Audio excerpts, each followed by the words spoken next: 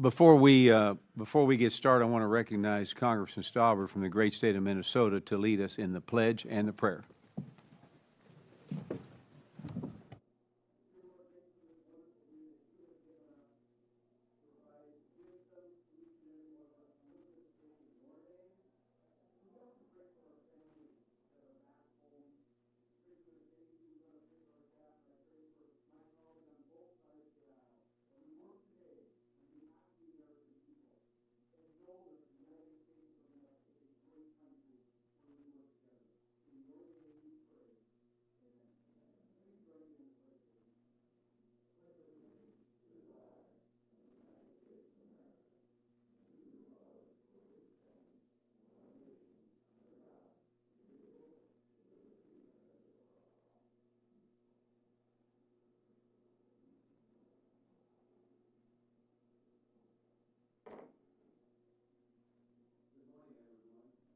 And I now call the Committee on Small Business to order. Without objection, the Chair is authorized to declare a recess of the committee at any time. And prior to opening statements, I ask unanimous consent to enter a letter to the record from the House Select Committee on the Chinese Communist Party requesting to waive on today's hearing. Without objection, so ordered. Now, pursuant to the rules of the House and the rules of the committee, I ask unanimous consent that members of the House Select Committee on the Chinese Communist Party be waived onto the committee for the purpose of making an opening statement and asking questions. And without objection, that is so ordered. I now recognize myself for my opening statement. I want to welcome everybody today to the hearing Fostering American Innovation, Insights in the SBIR and STTR programs. I want to thank our witnesses today for being here. And many of you traveled a long way to get here, and we're interested in your perspectives and your experiences, and we deeply value your time and your voice. Small businesses are the backbone of innovation and economic prosperity in America. The ability to take an idea, develop it into a product, and bring it to the market drives innovation and economic growth, strengthening our nation's competitiveness. For over 4 decades, the SBIR and the STTR programs have fueled American innovation by providing early-stage funding to small businesses, allowing them to develop cutting-edge technologies that strengthen our economy and support our military. From life-saving medical advances to next-generation defense capabilities, these programs have empowered Main Street to turn ideas into reality for the government and the private sector. The SBIR and the STTR programs channel federal R&D dollars in phases to small business, enabling the development of innovative ideas that align with the needs of federal agencies. These agencies can offer SBIR and STTR awards through 2 avenues. First, through targeted solicitations, where the agency requests a product that meets specific requirements, or through open topics where small businesses propose innovative solutions to meet an agency's mission. Prominent companies, including Qualcomm, 23andMe, and Bose, began as small businesses that leveraged the SBIR program to become industry leaders, demonstrating the program's power to drive innovation and economic growth. Our responsibility right here in Washington is to ensure that these programs continue to foster groundbreaking advancements while remaining free from foreign exploitation. In today's hearing, we will examine these programs' challenges and addresses and propose unresolved solutions from the last reauthorization. SBIR and STTR have long supported American ingenuity, yet these vital programs still face growing threats. The CCP continues to exploit the SBIR and the STTR programs, siphoning taxpayer-funded research back to China. This undermines American innovators' intellectual property rights and jeopardizes our nation's national security. The due diligence program established in the last reauthorization continues to face limitations in effectively preventing CCP infiltration. At the same time, small businesses participating in these programs face significant barriers in transitioning from research to commercialization, lacking access to capital. With SBIR and STTR set to expire in September 2025, we have a critical opportunity to make changes to ensure these programs operate efficiently and support small businesses' growth to ultimately accomplish the program's goal of fulfilling R&D needs. Ensuring these programs are awarded by merit after rigorous competition will continue driving the best innovations to the top. Innovators thrive in an environment where competition reigns supreme, where they are free from limitations or caps on their success. Working alongside the Trump administration, we will continue to prioritize policies that protect our innovators, cut bureaucratic red tape, and create an environment where Main Street America can survive and thrive. With that, I would yield to our distinguished ranking member, my friend from New York, Ms. Velasquez. Thank you, Mr. Chairman, and thank you for calling this hearing to discuss one of our most important priorities of the 119th Congress, reauthorization, the Small Business Innovation Research and Small Business Technology Transfer Programs. The timing could not be more critical. SBIR and STTR are among the federal government's most effective engine for driving innovation. These programs channel just a small percentage of extramural R&D budgets into highly competitive awards that fuel cutting-edge discoveries, create new industries, and drive economic growth. At just under $5 billion annually, these programs have had an outside impact on our economy, helping to launch companies like iRobot, Sonicare, 23andMe, and Qualcomm. They have played a role in game-changing advances, from second-generation LASIK eye surgery to critical mineral recycling that reduces our dependence on foreign sources, to advancements that help us investigate the inner workings of the human brain to study disorders like Alzheimer's and Parkinson's. More recently, an SBIR-backed company, Boom Aerospace, whose CEO testified in this room 3 years ago, conducted a test flight that broke the sound barrier over the Mojave Desert. With the help of SBIR and the private capital it has helped attract, our country's innovators are one step closer to bringing supersonic passenger jet travel into reality. Yet, despite its overwhelming success, these programs are among the only core SBA programs that are not permanently authorized. If Congress fails to act before its expiration on September 30th, a lapse in the program will have severe implications for American entrepreneurs.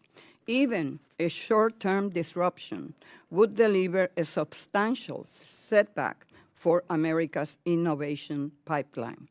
Meanwhile, China is aggressively investing in its own R&D ecosystem. Just last month, the release of their DeepSeek AI model rattled global markets, exposing the complacency of the dominant U.S. firms that have grown too comfortable with their market power. The SBIR program is uniquely positioned to counter this stagnation, funding nimble emerging businesses to challenge entrenched tech giants and restore competition to the innovation economy. In many ways, Mr. Chairman, our task this year should not just be about a simple extension of the programs, but rather a bipartisan collaboration to making SBIR and STTR stronger than ever before. It is my greatest hope that we can work together to grow the programs in several ways. First, we must work to make the program permanent, giving small innovators operating on the cutting edge of their industries more certainty and stability to invest their time, money, and staff into competing for SBIR or STTR awards. Second, we must expand the programs, allowing for greater agency allocation over time and growing the volume of small business grants and contracts available. This will bring more competition to our economy and our industrial defense base.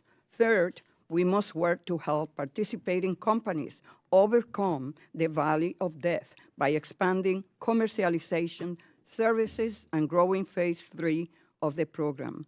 And finally, we must continue protecting small business firms from foreign threats that seek to undermine our national security. And these are just a few of many priorities we can consider. Thank you to all the witnesses for appearing before us today, and thank you to the chair and ranking member of the Select Committee on the Chinese Communist Party for joining us. I look forward to your testimony. I yield back. Gentlelady yields back.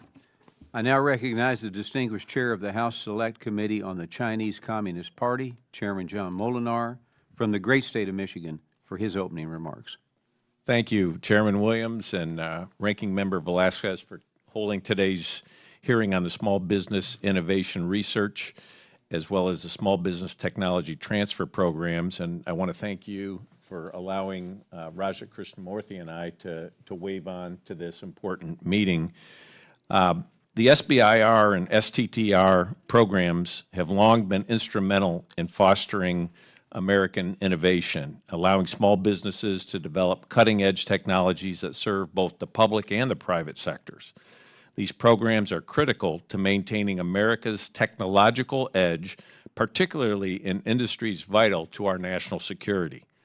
That being said, as we examine the effectiveness of these programs today, we must also acknowledge the serious threats they face, most notably the Chinese Communist Party's persistent efforts to exploit these programs for its own military and economic gain. China has systematically targeted American innovation using tactics like talent recruitment programs, state-sponsored investments, and university partnerships to siphon off U.S. taxpayer-funded research. This is not just a matter of intellectual property theft, it is a direct national security risk. Some U.S. firms that have received SBIR awards have later partnered with CCP-linked entities or established Chinese subsidiaries, effectively transferring sensitive technology into the hands of our foremost adversary. The CCP is actively seeking to integrate advanced U.S. research into its military modernization efforts, including through artificial intelligence, quantum computing, and next-generation defense technologies. As the September 30th reauthorization deadline approaches, we must close the gaps that allow China to take advantage of the SBIR and STTR programs. At the same time, we must not lose sight of the core mission of SBIR and STTR, supporting American small businesses. Instead of limiting opportunities for small businesses, we should focus on strengthening safeguards against foreign exploitation while preserving a merit-based system that rewards innovation. The United States cannot afford to let China turn our most successful small business research and development program into a tool for its own strategic advancement. We must take decisive action to protect SBIR and STTR from CCP infiltration and ensure that taxpayer dollars are used to support American innovation, not our adversaries.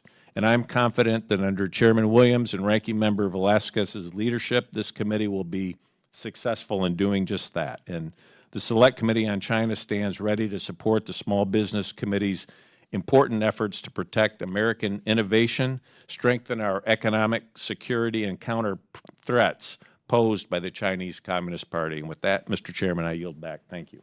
Gentleman yields back, and I now recognize the distinguished ranking member of the House Select Committee on the Chinese Communist Party, Ranking Member Raja Krishnamurthy, but I know him better as the Raj, from the great state of Illinois, for his opening remarks. Well, thank you, Mr. Chairman. And by the way, when on my first day of college, I introduced myself. I said, "Hi, my name is Raja," and the person said, "What part of Boston are you from, Roger?"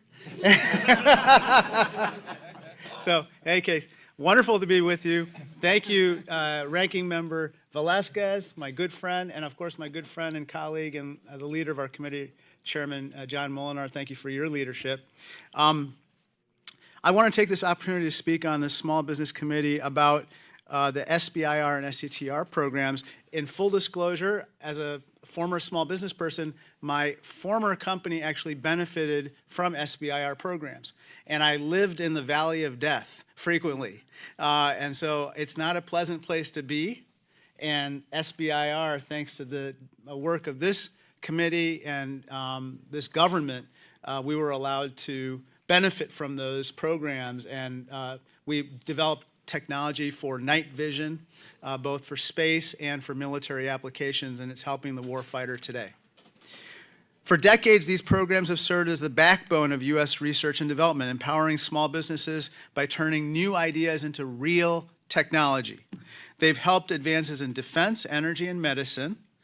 And in a study from 1995 to 2018 revealed that these programs have created a whopping 1.5 million jobs, averaging over 65,000 jobs annually.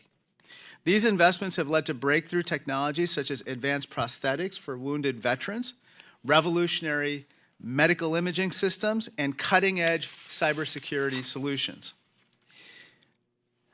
I want to say, I echo the sentiments of Chairman Molinar.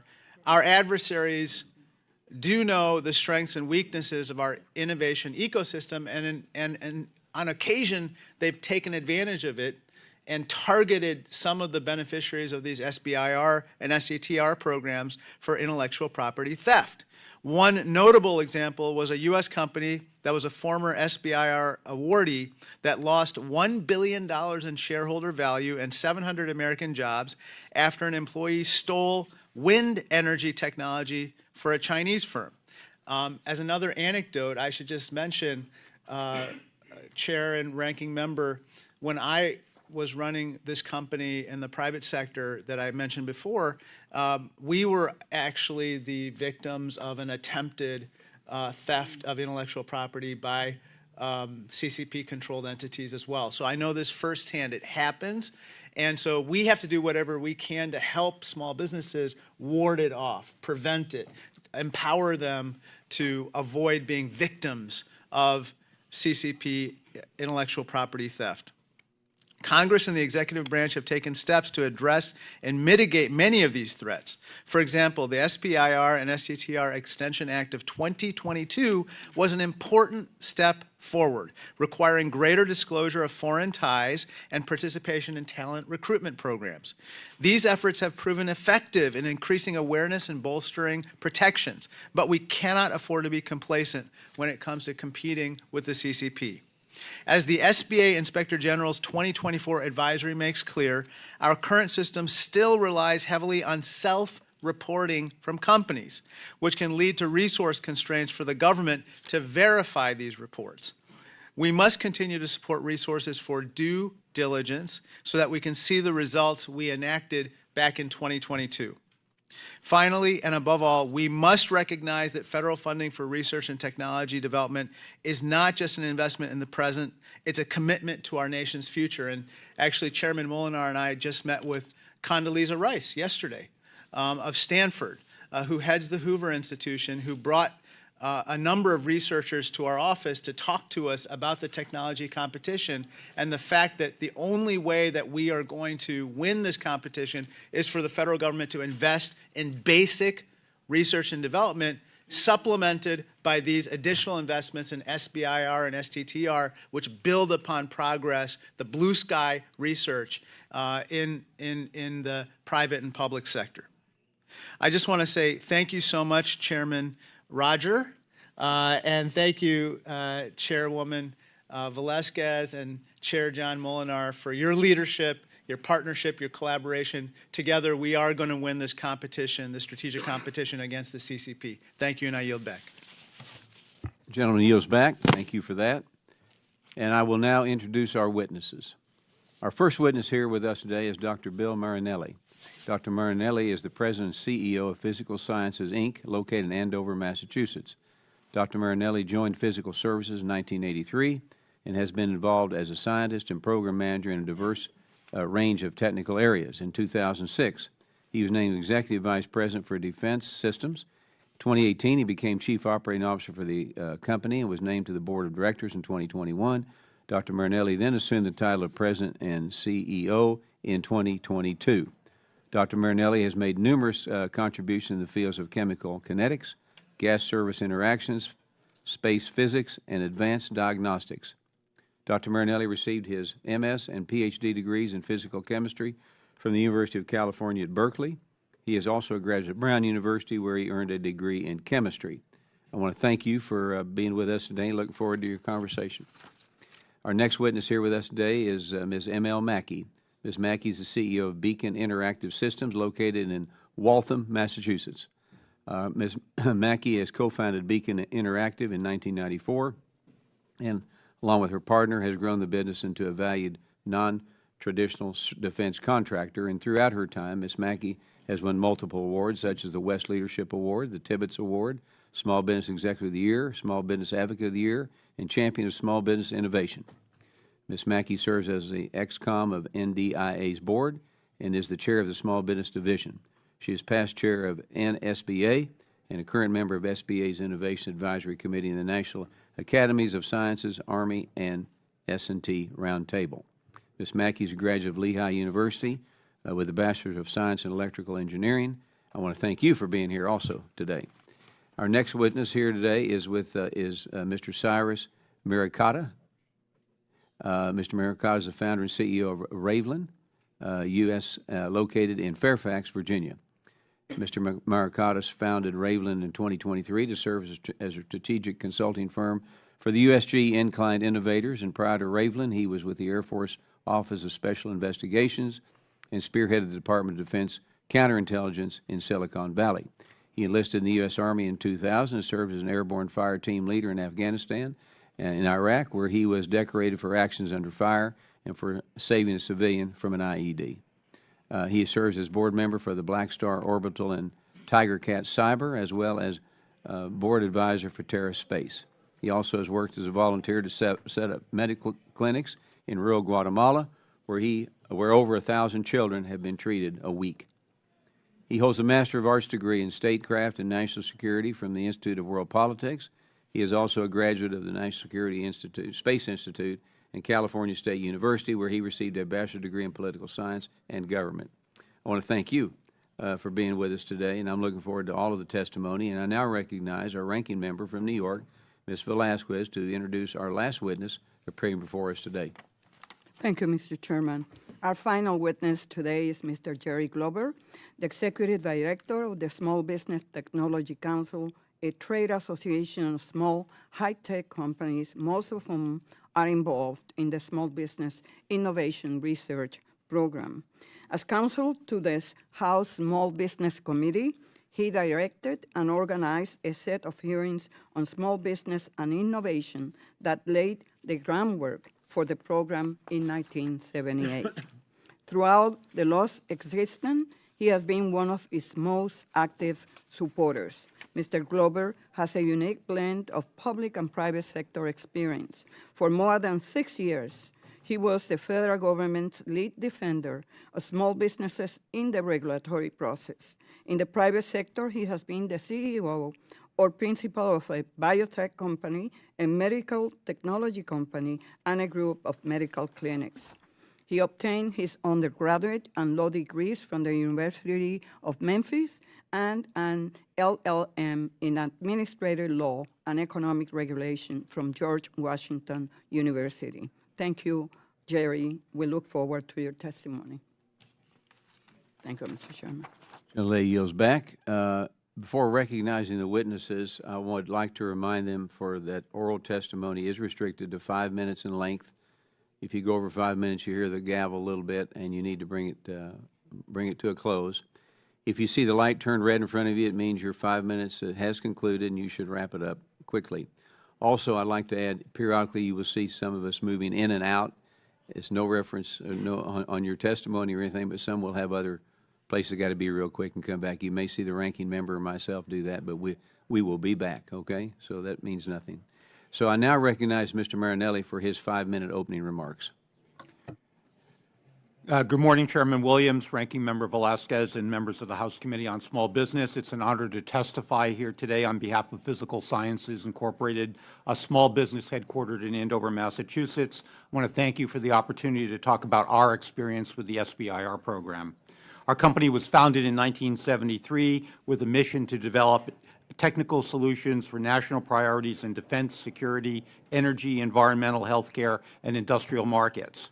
The company is 100% owned by an employee stock ownership trust, has no foreign ownership interest, and takes active measures to prevent foreign technology transfer. Our company embraces the key intent of the SBIR legislation to meet federal research and development needs while identifying commercial applications for those highly specialized technologies. 4 examples include: 1, advanced lithium-ion battery technology to support 2 Navy programs of record where their operational requirements exceed commercial standards.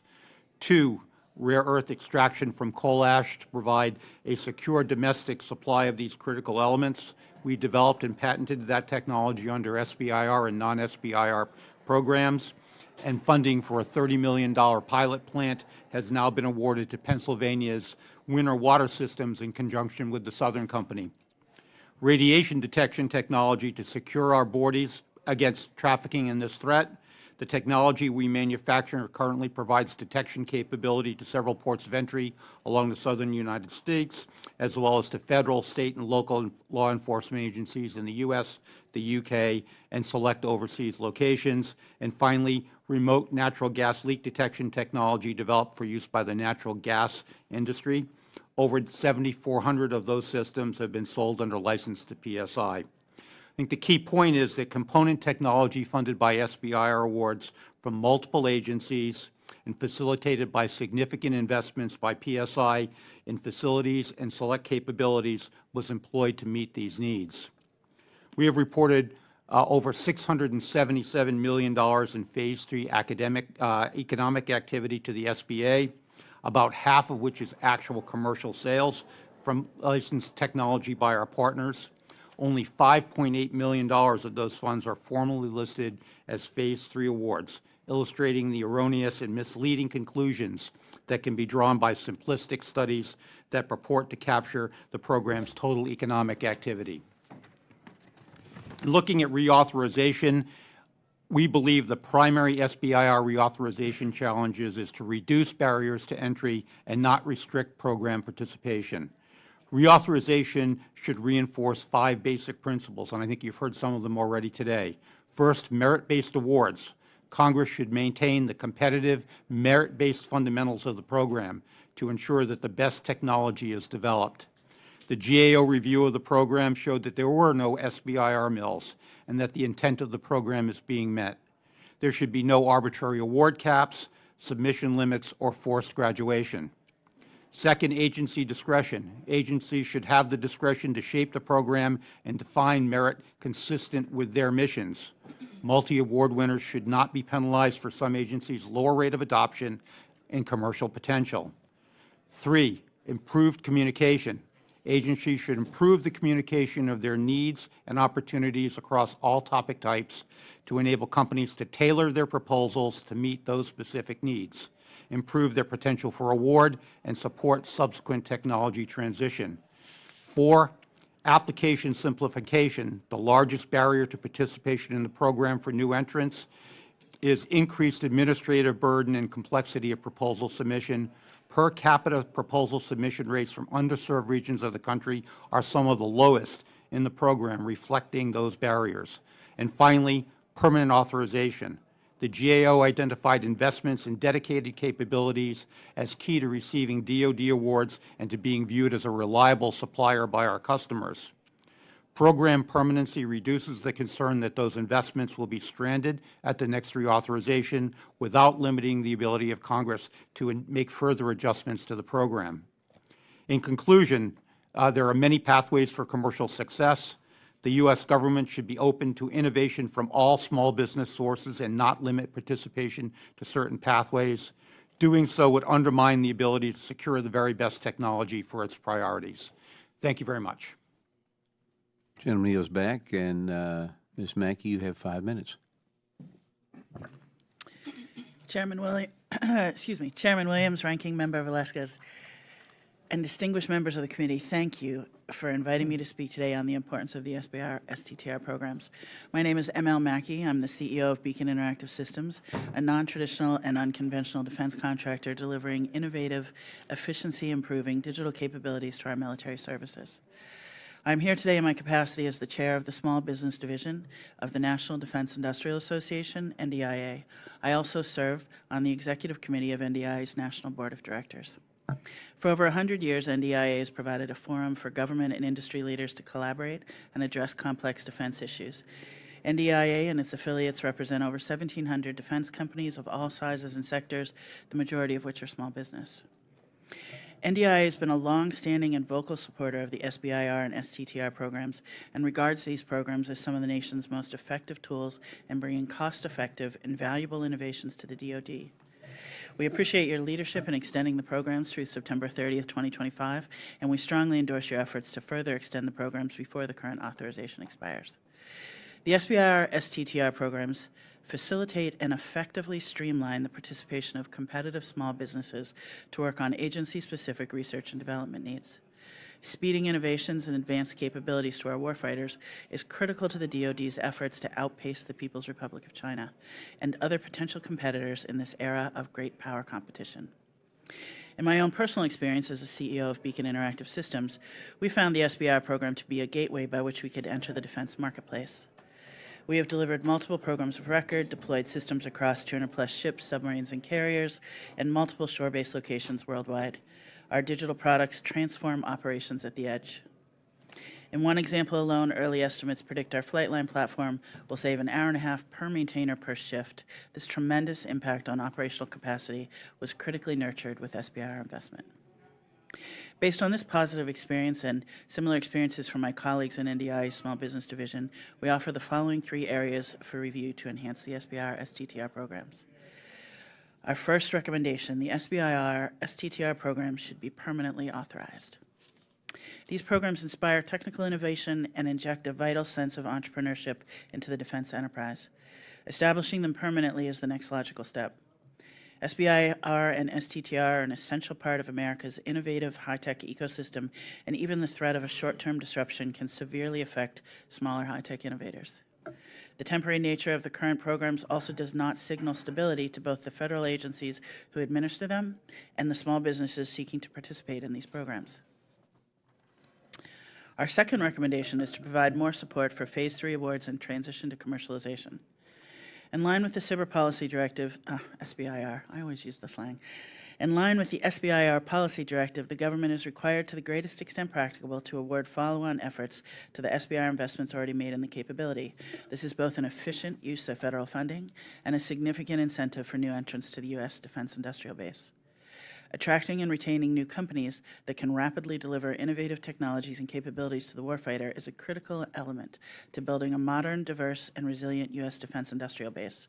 The technologies these companies deliver can also provide the decisive advantage needed to deter or win a fight.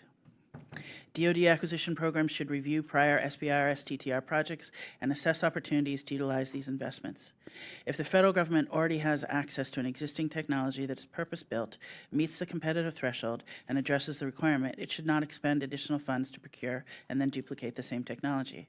Besides saving money, this review would also save time, as the DoD can leverage the agile authorities of SBIR Phase 3 contracting to acquire those technologies and deliver to the warfighter sooner.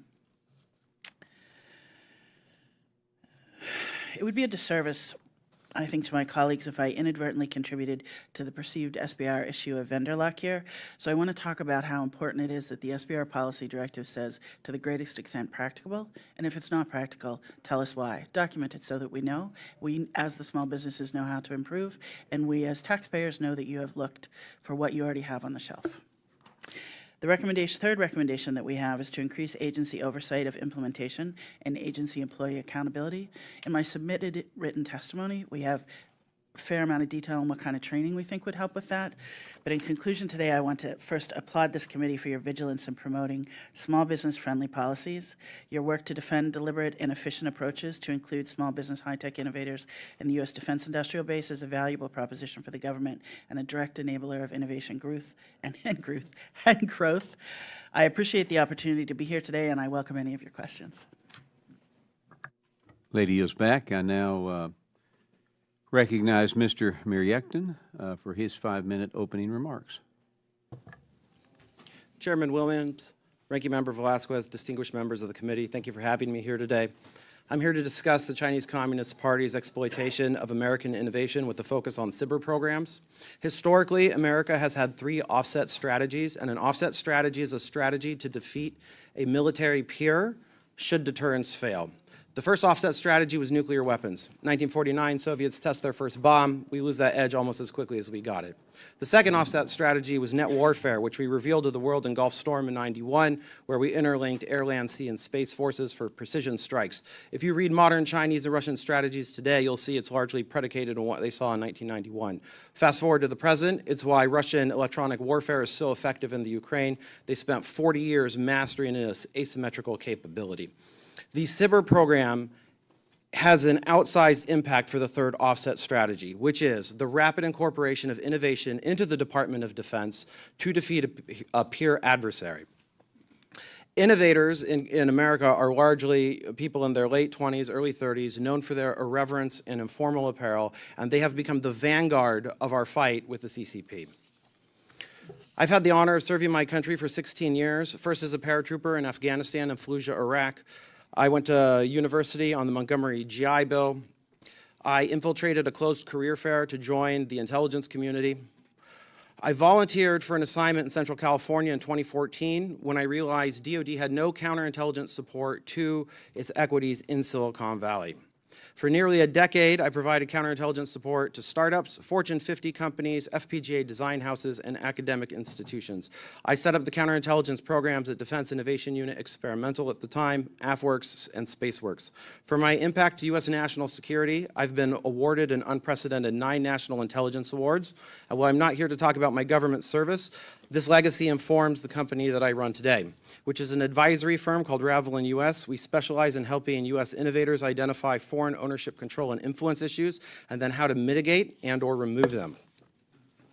The Chinese Communist Party has also evolved in its tactics against the United States. I've witnessed this over the last 12 years.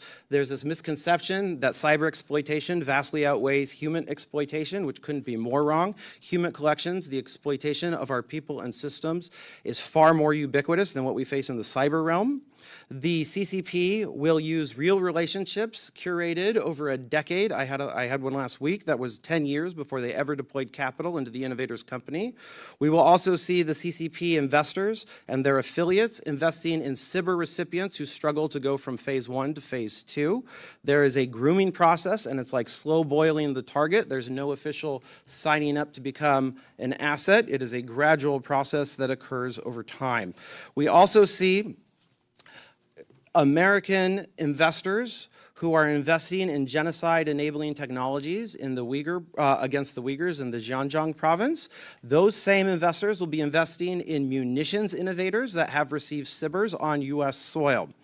When the Chinese Communist Party wants an innovative capability, they'll often work through proxies. Sometimes that means allied countries, usually through U.S. citizens.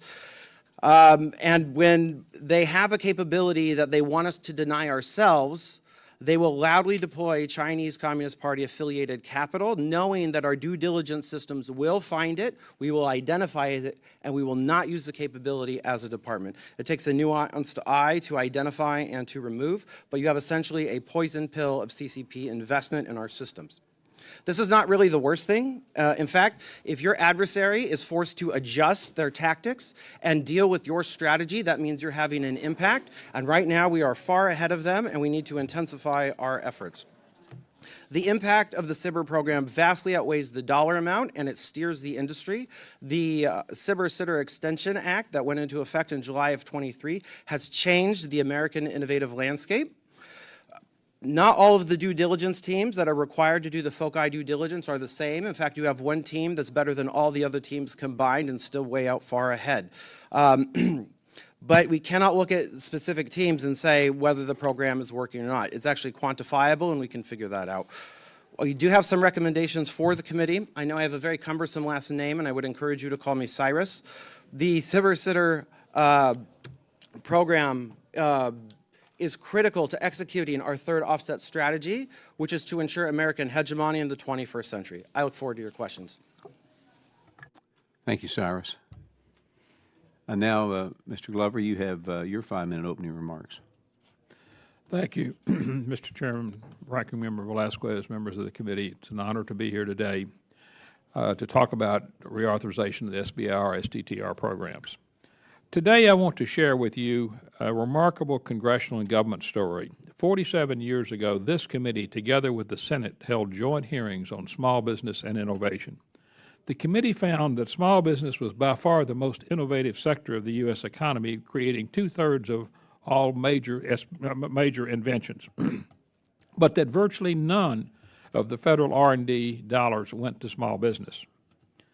It was almost impossible for a small business to get government R&D contracts. The contracting officers are much more comfortable giving R&D contracts to large businesses. Even today, the largest prime contractor at DoD receives 10 times more than the entire SBIR program in funding. The Small Business Committee asked common sense questions. How can the government get better R&D by asking the most innovative and entrepreneurial sector of America to do it? And how can this make America stronger? The answer was the SBIR program, and Congress enacted it to unleash the ingenuity and drive of small business on America's technology challenges. Today, the SBIR program is the best government R&D program in the world and one of the most significant pieces of legislation ever passed. What are the results for the taxpayers' investment in SBIR? Thousands of new innovative firms and thousands of success stories, including technologies used today, such as Bluetooth, cell phones, electric cameras, GPS on a chip, thousands of medical breakthroughs, drones, all solutions that small business created and took to the marketplace. Here are some of the highlights. SBIR generates $2.50 for every dollar in tax income at state and federal levels from every dollar at DoD, and $3.68 for every dollar spent at the National Cancer Institute. Return on investment is 22 to 33% for every SBIR dollar, depending on the agency. Over 2,000 SBIR firms have been acquired, injecting innovations into larger companies. 99 new drug approvals in the last 20 years. 12% of all new drug approvals companies had funding from the SBIR program. 16% of the priority drugs had approval. 24,000 510Ks or pre-marketing approvals had SBIR involved. 10% of all venture capital funds go to SBIR programs. The SBA and agency website lists literally hundreds of other SBIR success stories. The program focused on merit, with agencies selecting the best solutions, keeps quality high and competition tough. Only 1 in 20 proposals get to phase 2. In 2017, GSA began writing contracts for other agencies, SBIR contracts. This was a major breakthrough. 5 years later, GSA actions doubled the SBIR phase 3 identified contracts from $1.5 billion to $3.5 billion.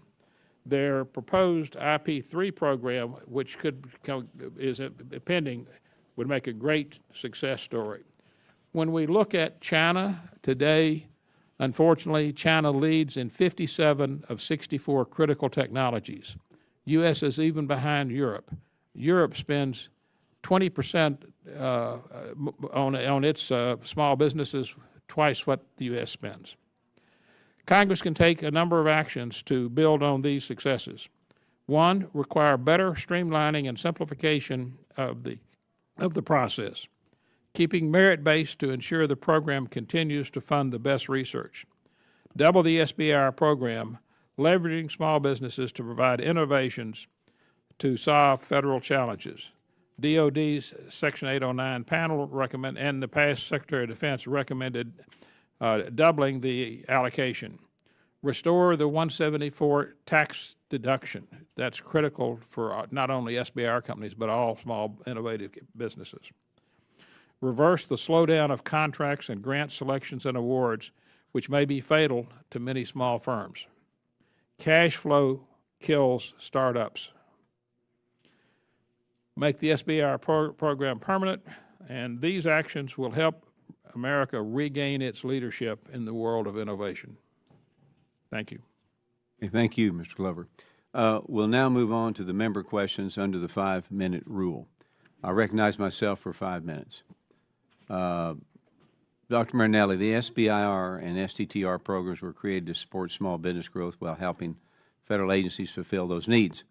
My question is, as a small business owner myself and yourself, how important is it to ensure that the SBIR program remains merit-based, as we talked about? Mr. Chairman, last September, I had the privilege to visit 4 of the 5 landing beaches at Normandy. Sat on a German reinforcement and looked at the Omaha Beach. I went to the American Cemetery afterwards and happened to visit the grave of someone important to my wife's family. It was truly a sobering experience. Cyrus talked about the second offset. That battle was a force-on-force in Normandy. We were able to kick Iraqi forces out of Kuwait in a week because of the second offset. It's American technology that is going to give us the third offset. My father actually fought in the Korean War as an artillery officer. We need to not have to fight those kinds of battles ever again. We need to get the best technology from the best sources, no matter where they are, anywhere in the country, to establish and maintain that third offset. Otherwise, we're going to wind up fighting these battles in a way that we don't want.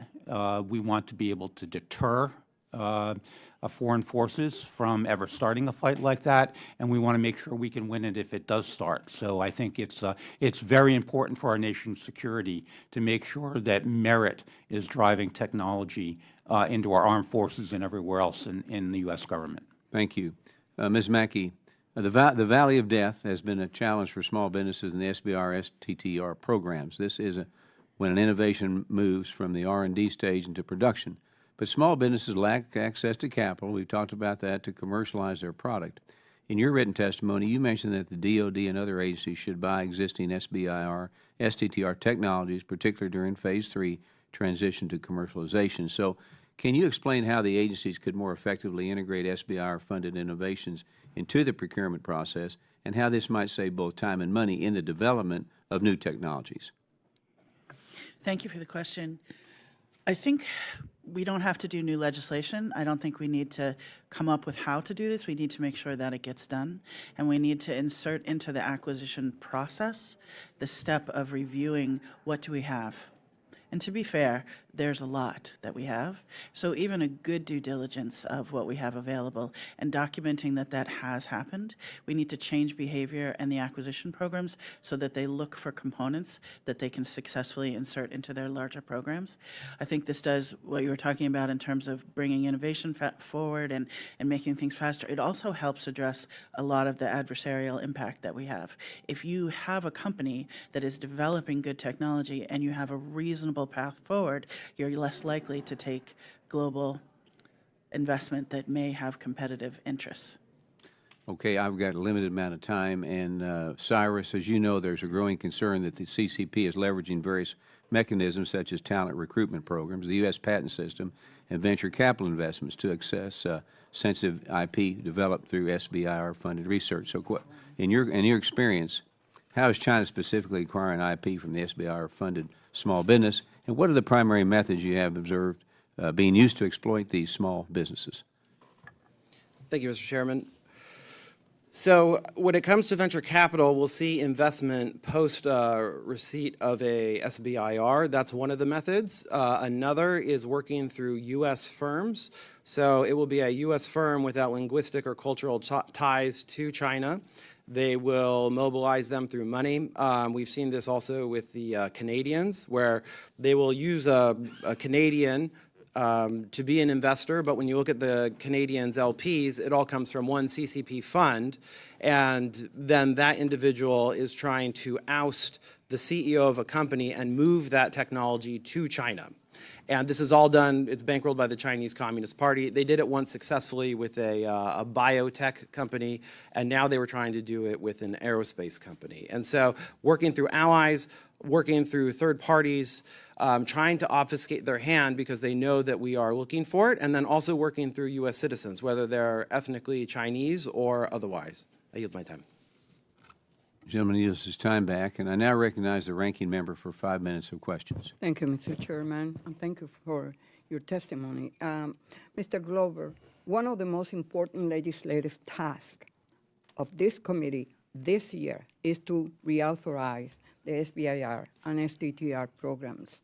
Why is it important to make these programs permanent? Very briefly, please. Yeah.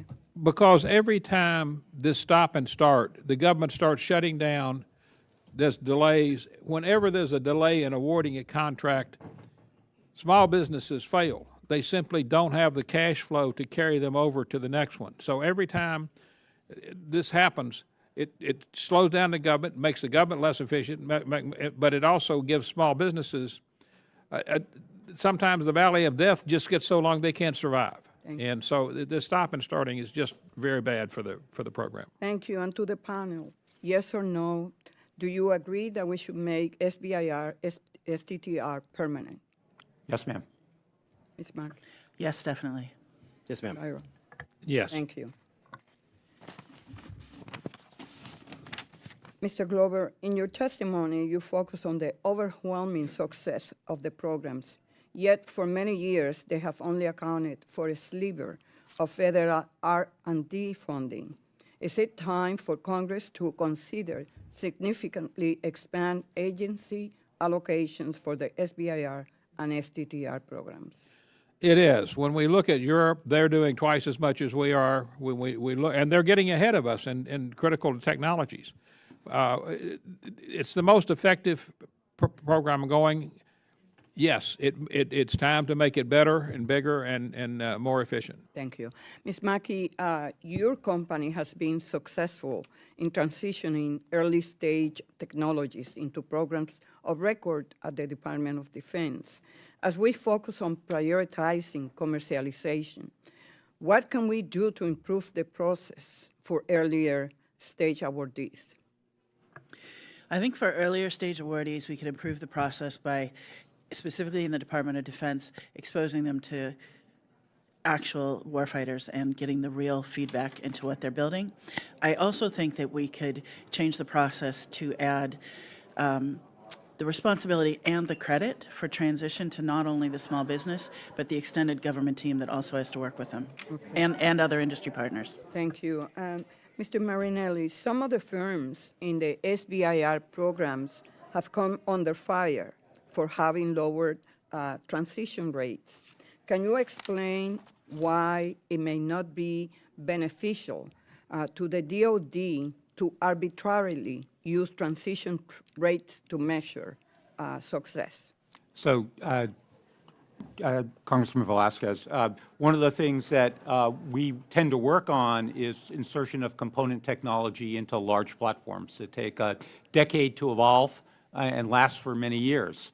That's a very slow process.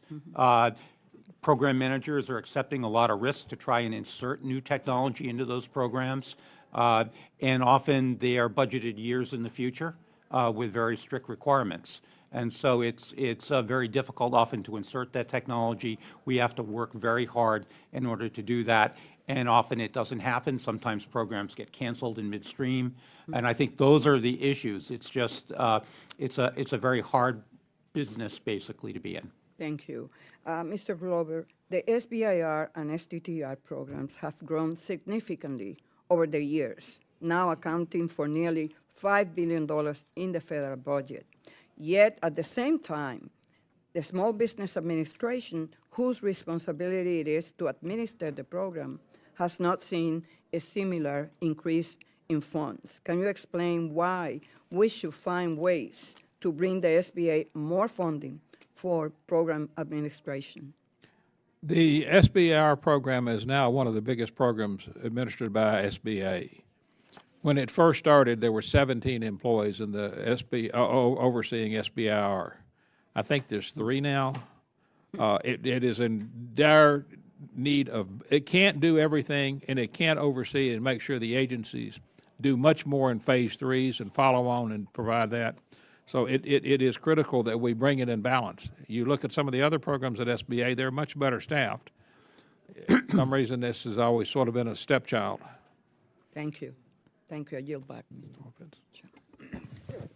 Yields back. I now recognize Mr. Stauber from the great state of Minnesota for 5 minutes. Thank you, Chairman Williams and Ranking Member Velasquez, for holding this important hearing today, and thank you to our witnesses for taking time to share your expertise to us.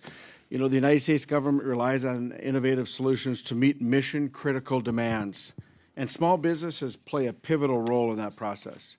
Many small businesses rely on the SBIR and STTR programs to bring their ideas from concept to reality, strengthening our national security and creating high-quality jobs. We've heard from small businesses that while SBIR funding is invaluable, the path from research to commercialization remains difficult. Many companies struggle to secure private investment or navigate federal procurement processes to bring their innovations to market. If these small businesses cannot transition successfully, we do risk losing key technologies to bureaucratic hurdles or worse, foreign competitors. Dr. Marinelli, your company has successfully navigated the SBIR program. What improvements would you like to see in the SBIR program to ensure continued innovation and successful commercialization? So I think the most important thing that we can do for all companies involved is to improve communication of the federal government's needs to the various performers that are performing on the program. It's pretty critical there. A lot of new entrants don't know what's happening, and if they hear from program officers what's needed, they can tailor their proposals in order to meet those program officers' needs. How do you get to the needs right now? How are you aware of the needs? So earlier in my career, it used to be that the acquisition organizations and the S&T organizations would have briefings for industry. The Joint Program Office for Chem Biodefense in DTRA would, and they would stand up and tell you, here's what we need to acquire, here's where the S&T focus is to do that. That was enormously informative to me, and actually I brought that back to our company. It's one of the reasons we've grown. I think we need to see more of that throughout the federal government to let people know what is needed by the organizations. Right. Thank you. One of the most alarming threats to American innovation is the growing evidence that China is actively working to exploit SBIR-funded research. We've seen reports of Chinese firms using venture capital investments, research partnerships, and talent recruitment programs to siphon technology developed with U.S. taxpayer dollars, just as Representative Molinaro stated. If we do not take stronger measures, we risk unintentionally fueling China's military and economic ambitions at the expense of our own national security. Mr. Miryekta, how is China leveraging venture capital investments in SBIR-funded companies to gain access to sensitive technology, and what steps can Congress do to prevent this? By the virtue of innovators, the way the companies are set up, nothing is classified yet.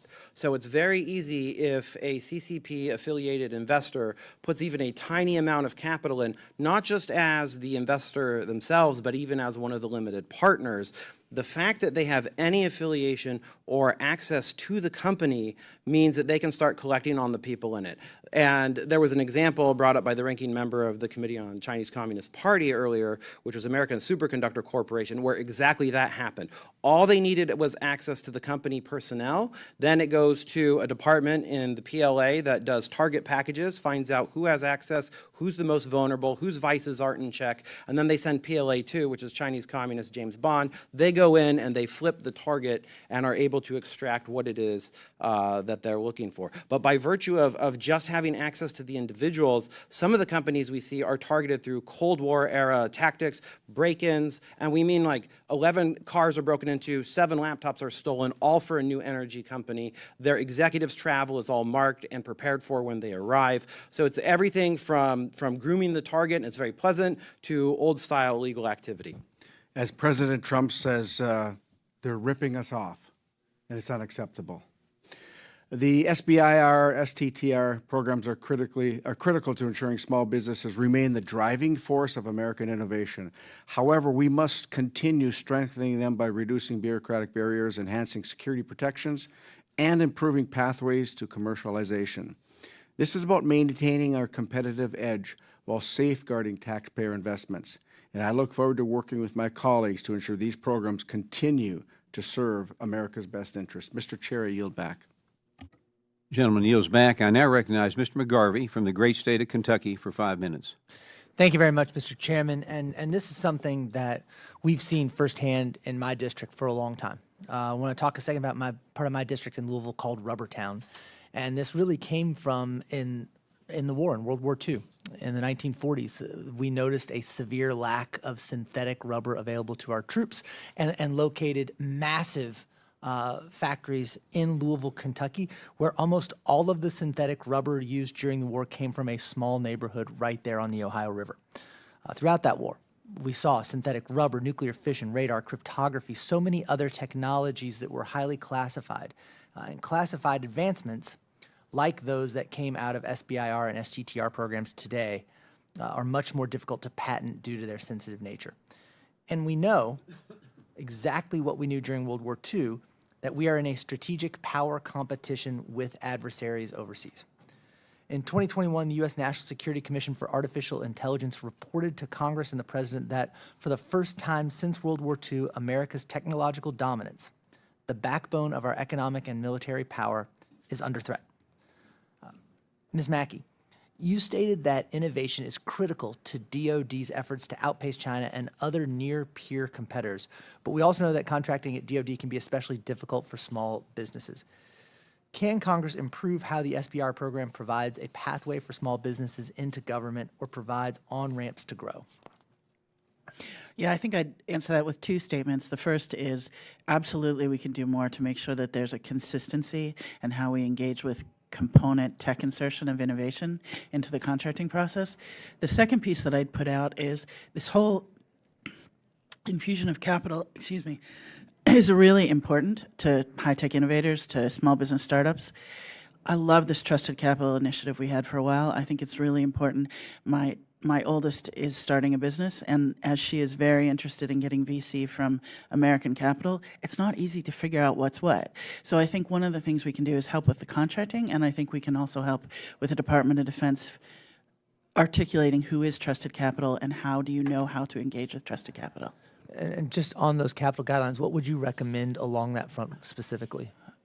I would recommend a lot of the work that the SBA and Office of Strategic Capital just finished around how do you identify investors that are American-owned and intend to stay American-owned. And I think probably Cyrus could give you some more specific examples on that. But from an industry perspective, as a small business owner, that would be so helpful. Even as a mature business owner, it would be helpful to me. But as a startup, it would be really helpful. Yeah, because if you're starting up, it's difficult to untangle all that yourself. And then, of course, you I'm just saying there's a few things you're thinking about, right? Yeah, just there's a few things going on. Just thank you. I appreciate that a lot. Mr. Glover, I want to ask you a question. The current administration is targeting budget cuts for agencies like NIH and the NSF, who host these SBIR programs. Would these cuts make it possible to fund the necessary security advancements we need to combat the IP theft we're talking about today?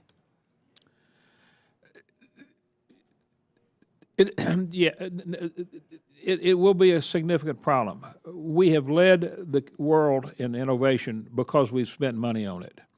But other countries are now spending more money proportionally than we are. Even France has a program to fund transition technologies. We're getting left out. And if we take a serious step back on that, not only will health and safety be a challenge, but also our defenses will not be as strong and sufficient. Research needs continuity, it needs consistency, and when you make it erratic and uncertain, then you lose a generation of people who simply decide that the U.S. is not the place to develop their technology. We've got lots of people who've come to America to develop their technology, and you just look around, you find them everywhere. And if we lose that leadership role, it will be a long term. And cutting things right now and making it erratic, just delaying contracts for months. When you don't have the cash flow, we're going to lose companies, and those companies won't come back. No, Or they'll turn somewhere else to get the money. yeah, and I think when you talk about us spending less, that's really important. I would say also investing less, because there is a return on investment for what we're talking about here, both in the economic impact it has in our country, and of course on the strategic importance that it maintains over our adversaries. I am nearly out of time, but I think I do want to point that innovation, that investment in innovation, is paramount to our success as a nation. And the SBIR and STTR programs are core to that American innovation. Mr. Chairman, I yield back. And now recognize Mr. Alford from the great state of Missouri for 5 minutes. Thank you, Mr. Chair. Thank you, Ranking Member Velasquez, for holding this important hearing today, and thank you all for being here on your own time and own dime. I appreciate you coming in. Today's hearing is focused on the SBIR and STTR programs, two of the most important public-private partnership programs Congress authorizes. These programs help small businesses access capital, a vital issue that constrains growth. Additionally, these programs spur innovations, and American ingenuity is why our nation laps the world in new technologies, and these programs are a key pillar in supporting small businesses that create new products. While these programs are important to American innovation, the Chinese Communist Party also finds it important for their great innovation, stealing the intellectual property of Americans.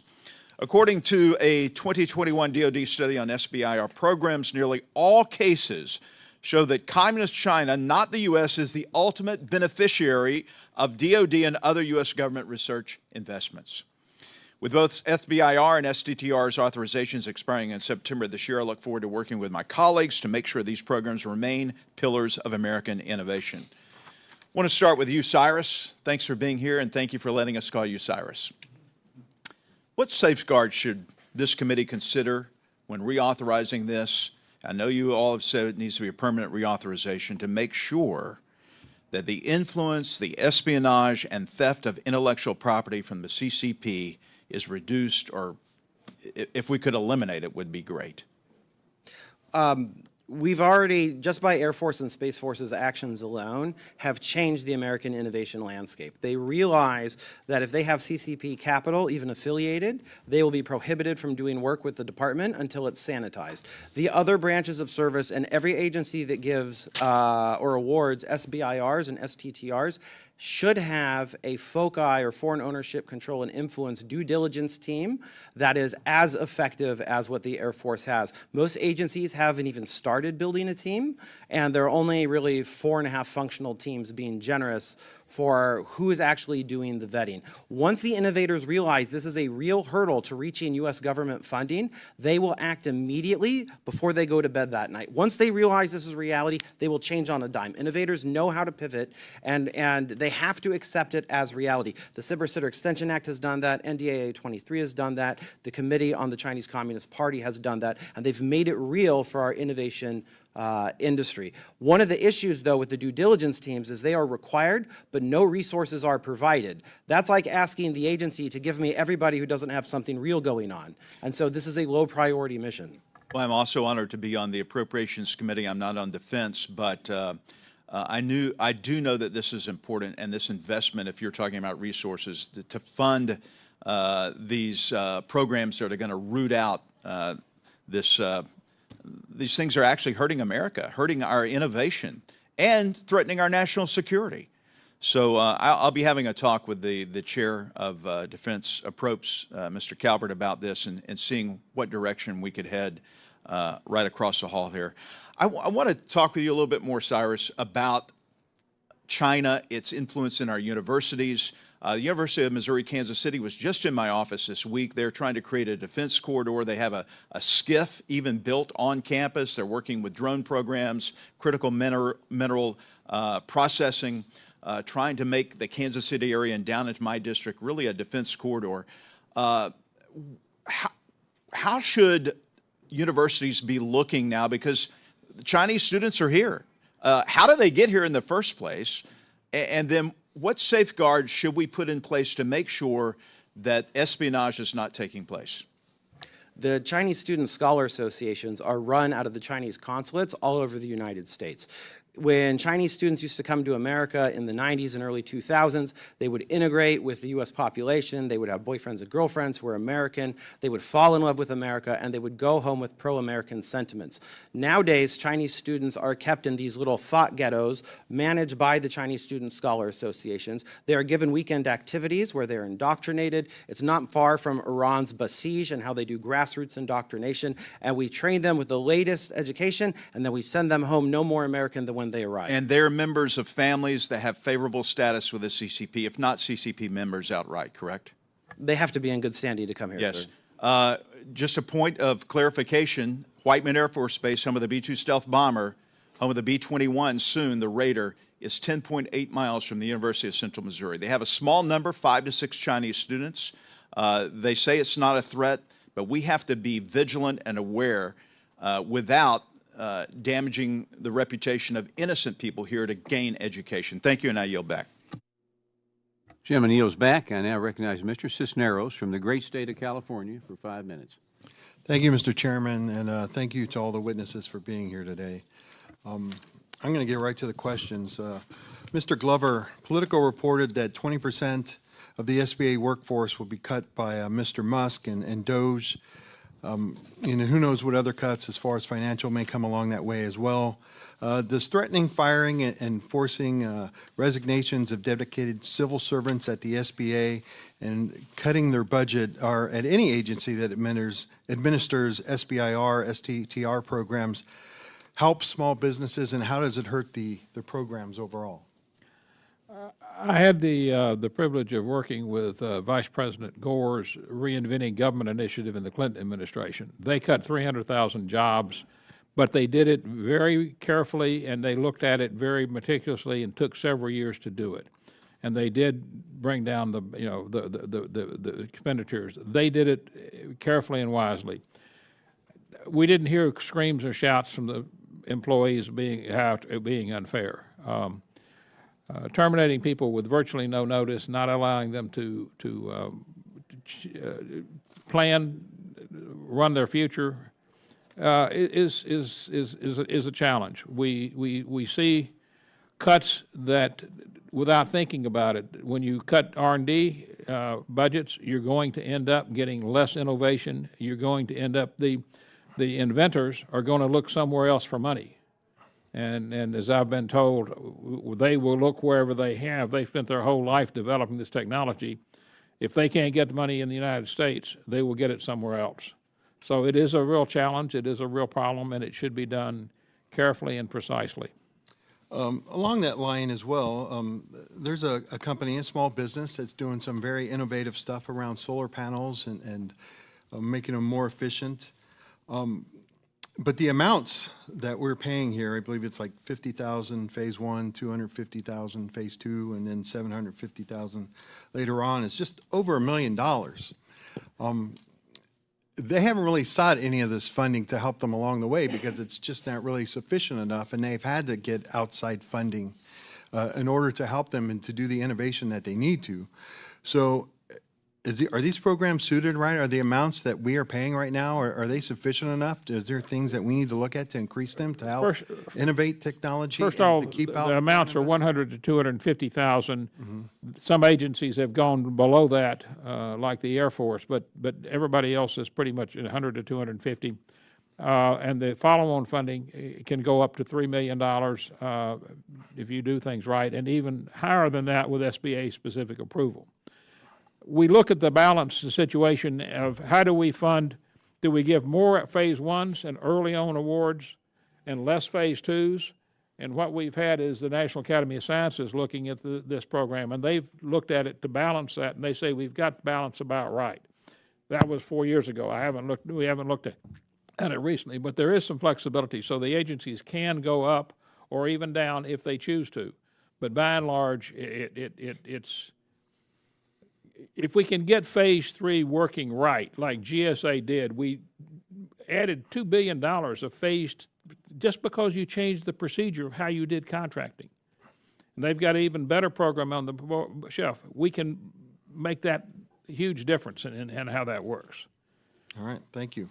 Ms. McKay, Congress gave the United States Special Operations Command, SOCOM, a special authority in 2021 to do business-to-business transactions. In FY23, their average time to production decision from the initial topic enhancement to the award as follows, as in Phase 3 is developed from 5 years to 18 months. Now, while SOCOM's approach can't be used for all SBIR programs, how can we support agencies in moving innovations through this process faster than the current average timeline? Yeah, that's a great example. I love what SOCOM did with that, and I think that when we look at this, we need to understand it's not the small business innovator, it's not the high-tech company that's slowing things down, it's the processes that we have in place. I think a first step would be to approximate some of what we did with SOCOM as a pilot program within the other SBIR programs, but it's not just within the SBIR program, and this is the point that I think is important for us to think about.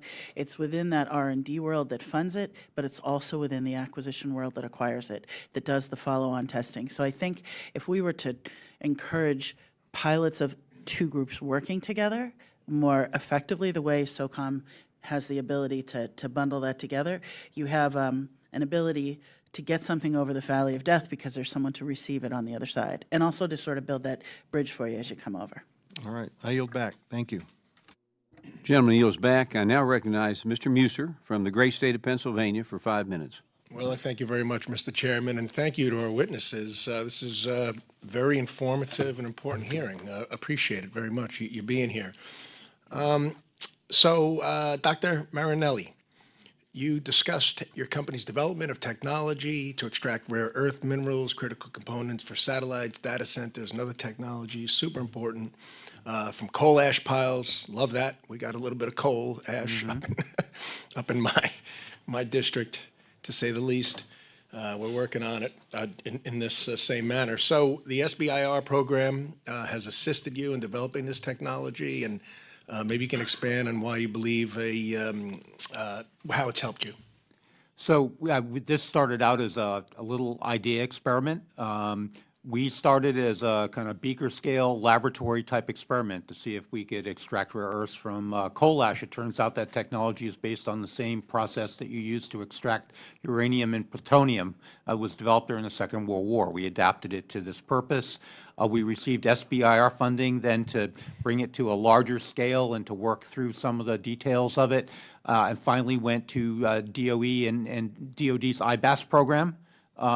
Where we were able to get funding to build a pilot plant actually at Winter Water Systems in Sharon, Pennsylvania. Did they initially, Sharon, okay, great. Yeah, Did they in initially Sharon. find you, or did you find them? We went out and found them, but we worked very closely with both DOD and DOE in that First process. time is easiest, right? Because once you have contact, it's far easier.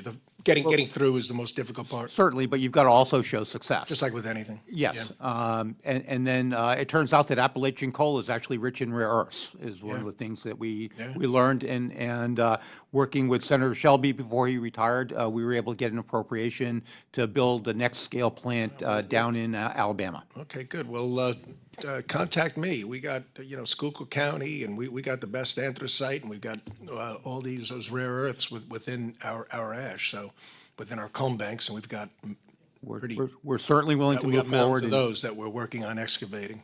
Thanks. Mr. Miryekta. Well, first off, thank you for your service, sir. Appreciate you very much. So from your experience, your methods, your discussions on China, very serious, collecting sensitive IP from SBIR-funded small businesses. Now, this sounds like it's rampant. It sounds like it's targeted. It sounds like they're targeting SBIR potential businesses or the SBIR fund. Now, it's $100 million, right? That's a lot of money, but that's not enough to create a whole espionage ring Is their main point not just accessing the money, but also accessing the mothership, if you will, that's doing the contracting? So, to my knowledge, no. To my knowledge, they're very focused on the innovators. It's not the amount of money. Everybody is seeking SBIR-funded companies, U.S. investors, Chinese investors. The receipt of a SBIR tells the investor that there's a differentiator, whatever it is. It doesn't matter if they like the program or not, but this is a company that somebody in the government vetted. They believe it will be effective, so it attracts both good and bad investment. But that is for the technology itself, and we'll see a lot of early stage funding where a CCP investor will try to get in at the pre-seed stage, disseminate their cash across the board so they can find or keep an eye on most of the industry, and then you see what rises up, and that's what they'll focus on. Okay. We had a reauthorization in 2023. Maybe you could talk about some of the improvements. Did you like what was done, particularly from a foreign adversary security standpoint, or just from an access standpoint, as well as it being better known by those who may benefit by this program? This was a watershed event, sir, and thank you for asking about it. It legitimized the mission for keeping CCP investment out of our equities. It became real once it was codified, and because we had two laws, or another law and an executive order on top of it, and it takes about 2 years for the industry to accept it. But as of February of 24, they weren't certain if this was a real requirement. The denials became more publicized over the summer. By December of 24, our innovators are trying to get in front of it and make sure that they self-sanitize. All right, thank you very much. I yield back, Mr. Chairman. Thank you all.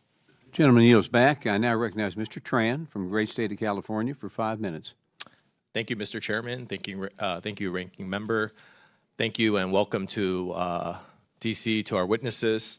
Mr. Glover, in your testimony, you rightly pointed out that America's basic science is a primary national strength, but converting that science to American innovation and job faces increasing international competition. Unfortunately, small businesses in SBIR, STTR programs face the threat of the Chinese Communist Party stealing their intellectual property and claiming these technological innovations for themselves. What role does SBIR STTR program play in the American innovation ecosystem, and how does the SBIR STTR program protect American innovation from issues like foreign ownership and patent theft? Well, we started off when the founders created the SBIR program, we wanted to avoid having foreign countries benefit from this. So we put requirements in the law that said it has to be a U.S. company, it has to be owned by U.S. citizens, 51%, and work has to be done in America. Well, we thought we did enough. Well, we did for probably 30 years, but the last few years, obviously, the Chinese have outsmarted us and gone beyond that. So it is a challenge. But again, you've got to be careful not to simply say no when anything comes up with. And I think as Cyrus talked, you need to be able to fix the problems. And we found some of the agencies do not tell the company what the problem is, nor do they give it a chance to fix it. The Department of Defense, in their Undersecretary's memo, made it very clear that you have to tell them what the problem is and give them a chance to fix it. And unless you give them a chance to fix it, you're just shutting people down, and they can never learn, and they can never get better. So small business develops the technology. Study after study shows it. It shows how great the SBIR program is at developing it. We've got to make sure that we do stop the foreign use of it. It's not as common, but the problem is it's in critical areas. So like 99.9% of all SBIRs are just fine. But that 1/10 of 1% may be giving away whole generations of new technology, the critical next generation of something significant. So it's a real challenge. Thank you for sharing that. Ms. Mackey, DOD accounts for roughly half of the SBIR funding across the federal government, but concerns have been raised that the application process is daunting for many new businesses working to break into the space. In your experience, is DOD doing anything to make this process easier for first-time applicants? I've seen a tremendous uptick in outreach efforts for first-time applicants. I will tell you, when we wrote our first proposal 20 years ago, it was a lot easier to write that first proposal. It was a lot easier to get started than it is now. I think we really need to focus on, have we overregulated that very first piece? All these issues notwithstanding, we need to make a funnel that can attract new entrants into it. So I'm seeing better outreach, and I think there's plenty of work we could still do. Thank you. Mr. Glover, back to you real quick. The due diligence program to assess foreign risks has been successful in identifying risks already, but it can add another layer to an already complicated application process. I'm a big proponent of streamlining the SBIR and STTR programs while still protecting our research from foreign threats such as CCP, so entrepreneurs can focus on building new technologies and creating good-paying jobs. What changes can we make to enhance its effectiveness without creating an overly burdensome process for small businesses, particularly new applicants? As someone who still remembers the Paperwork Reduction Act, which was a big deal years ago and sort of been ignored in recent history, it's a real challenge, and the first thing I think is quick and easy. Make model contracts and force every agency to say, when you get an award, here's your contract. There's no reason they can't do that right now. So that would simplify phase one. It would take months out of the cycle. Same thing for phase two, same thing for phase three. They do it with grants, but they don't do it with contracts. GSA proved that if you give a simple contract and you do it, they cut years out of the contracting process for phase threes. And they got a program to do even more that hopefully gets finalized very soon. But you come up with some basic ideas, but task the agencies to say, tell us why. There's a provision in the law that says report on standardization simplification. DOD just ignored it. Put some teeth in that and make them do it, but force the agencies to come up with the solutions. I can give you simple standard contracts with the award. That one saves time, energy, and effort. The proposal issue, that's a challenge because you have to somehow tell people what you want. Thank you, Mr. Glover. I truly appreciate it. I yield back, Chairman. Gentleman yields back. I now recognize Mr. Downing from the great state of Montana for 5 minutes. Thank you, Mr. Chairman, and thank you all for your testimony today. First of all, I'm deeply concerned by China's ongoing efforts to exploit the SBIR and the STTR programs to steal valuable U.S. intellectual property, and we need to protect these programs from subversion from our foreign adversaries. I'm going to start out, Mr. Miryekta. Thank you for being here today. China weaponizes talent recruitment programs like the 1,000 Talents Plan to gain access to deeply sensitive information from American companies and research institutions. First, can you give us an idea, in your estimation, of how effective these talent recruitment programs have been? And really how far they've advanced China's technological capacity compared to ours? Yeah, I've seen, thank you for your question, Congressman. I've seen an individual that fled the PRC for having an active role during the Tiananmen Square massacre on June 4th, 1989. Fast forward 30 years, the United Front Work Department has won him over, and now, despite the success he found in America, he's helping the Chinese Communist Party from the United States. They're highly effective at recruiting expats on U.S. soil and in Europe.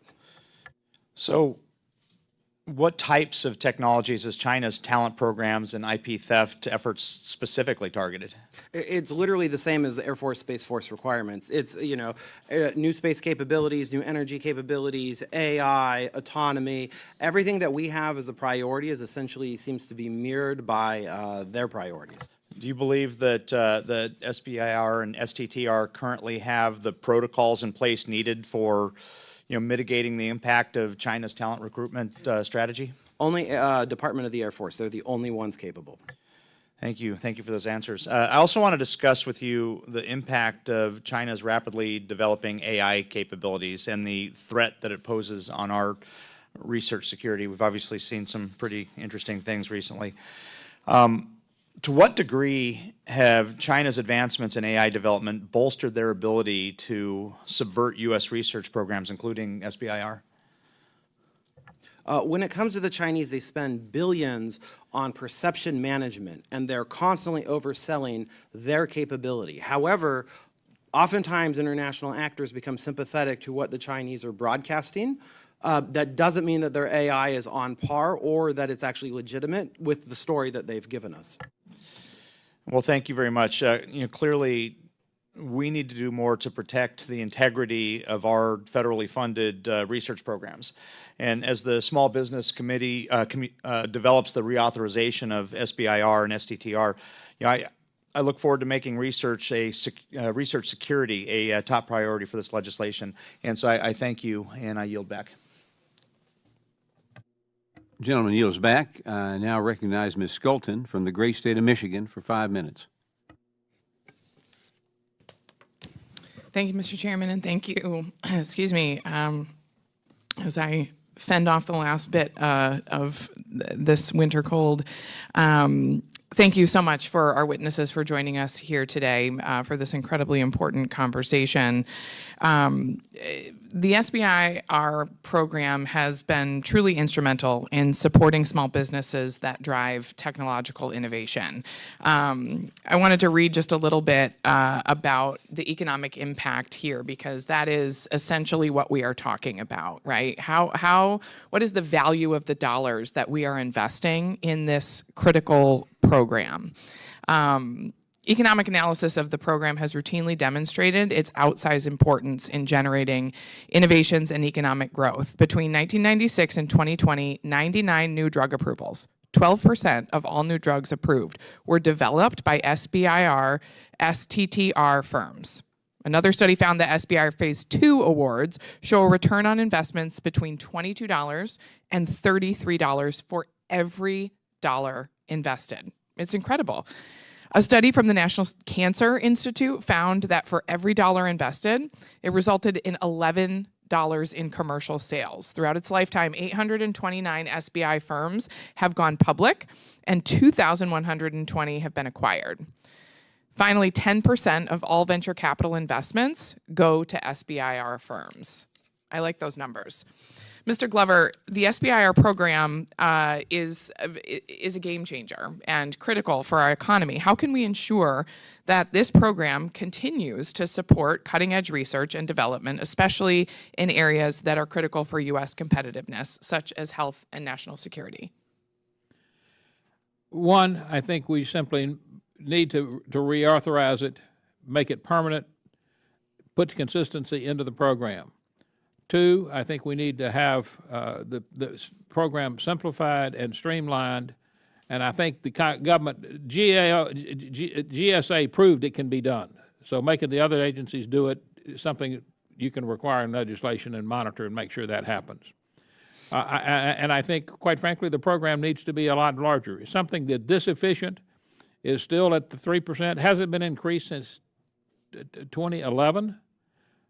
If you should reward something that works, and we haven't in what, 13 years, 14 years. And I don't see us going in that direction right now. In fact, we recently heard, staff recently heard from an SBIR recipient who was unable to access funding during the federal funding freeze enacted by Donald Trump and Elon Musk several weeks ago.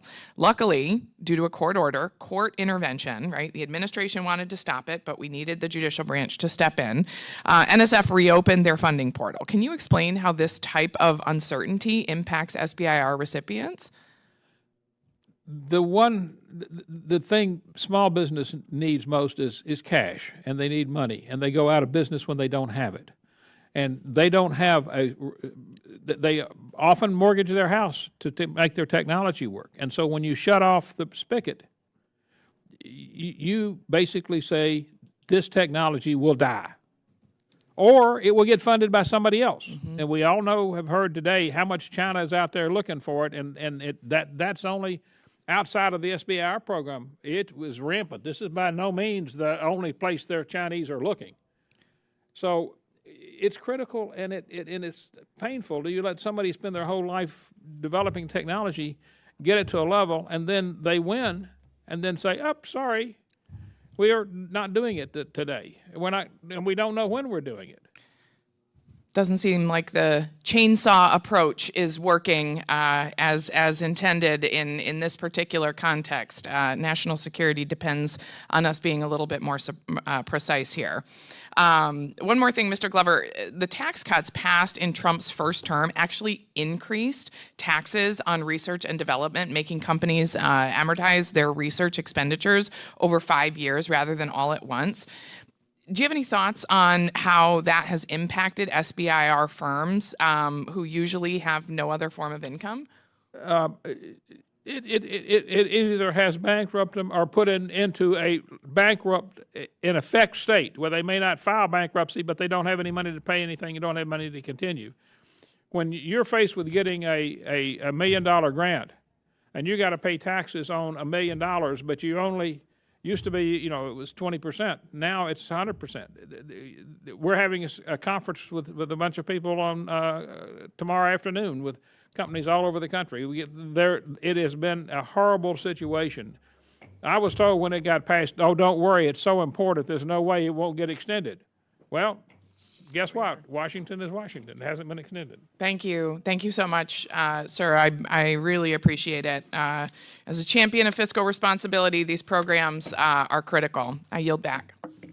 Lady yields back, and now recognize Mr. Finstead from the great state of Minnesota for 5 minutes. Thank you, Chairman Williams, and thank you for holding this important hearing today, and thank you to our witnesses for being here with us. The district I have the honor to represent in southern Minnesota is home to several innovative companies that provide cutting-edge products for the Department of Defense.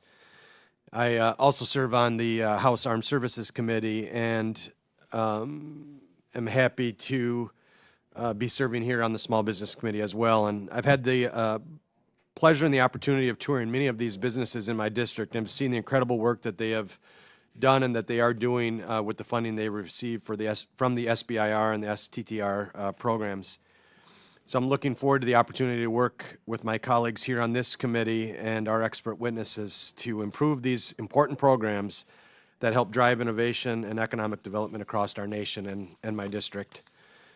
So, Dr. Marinelli, as somebody who has had great success utilizing the SBIR program with the Department of Defense, maybe just a simple question, and you've touched on it a little bit, but just maybe kind of cut through the chase here. So what challenges do SBIR applicants face in the process, and what changes can we make to expand access for this program for entrepreneurs and small businesses across the country? So typically in the SBIR program, you're looking at the companies trying to do technology push, often in concert with the S&T program managers in the federal government. And you've got on the other side acquisition pull, people working off requirements. And I think probably the most important thing to do is to get them working in closer concert. So there's a technology handoff there. You've really got to de-risk the technology to the point where someone who's got a $1 billion technology platform is willing to accept the risk of bringing that new technology in. That takes money and it takes time. So I think trying to make that match earlier in the program will help both the acquisition programs and make the companies themselves be more successful and perhaps attract that investment. Well, as we work as a committee on the armed services to really strengthen our defense industrial base, it's now more important than ever that we make this process easier and more of an A to B than a to B to C to D, and throw in a couple pipe wrenches in the process and a stable full of lawyers. So I appreciate your advice there. Ms. Mackey, as past chair of the National Small Business Association, how difficult, again, maybe kind of cutting to the chase, how difficult is it for small business owners to understand the government's hoops and pipe wrenches and all of it that they have to go through in contracting and the SBIR opportunity, with the SBIR opportunities? How can we make it easier for these businesses to pursue these opportunities? Boy, I can't emphasize enough what it was like the first time when we won an SBIR and someone came in to explain how the federal government works. And, I'm an electrical engineer. My partner's a Harvard Business School grad. We have some gray matter and we were just like, what is this system? How does it work? And every time you think you learn more, there's something more to learn. So here's what I will tell you from our experience that I think would be helpful to others. when we were able to get technology through, it was because of an extended team. I mean, the small business has to be good, the technology has to be good, but you have to have government counterparts that are, as Bill pointed out, willing to take the risk. We as an ecosystem need to celebrate those government counterparts that are willing to take the risk. And it's the acquisition folks and it's the test folks. We also had industry partners who are willing to help us understand and sort of mentor us, not in a formal mentor-protege relationship, but in a, so I think what we need to do is celebrate the extended team, and I think we need to offer them the benefit of the work that they do to help make that move forward.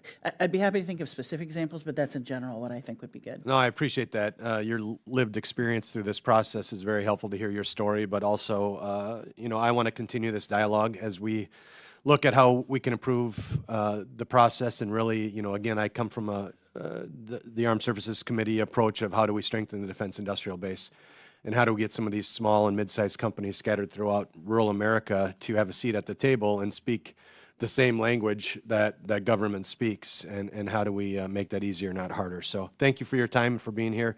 And Mr. Chairman, thank you, and I yield back. Gentleman yields back. I now recognize Mr. Olszewski from the great state of Maryland for 5 minutes. Thank you, Mr. Chairman.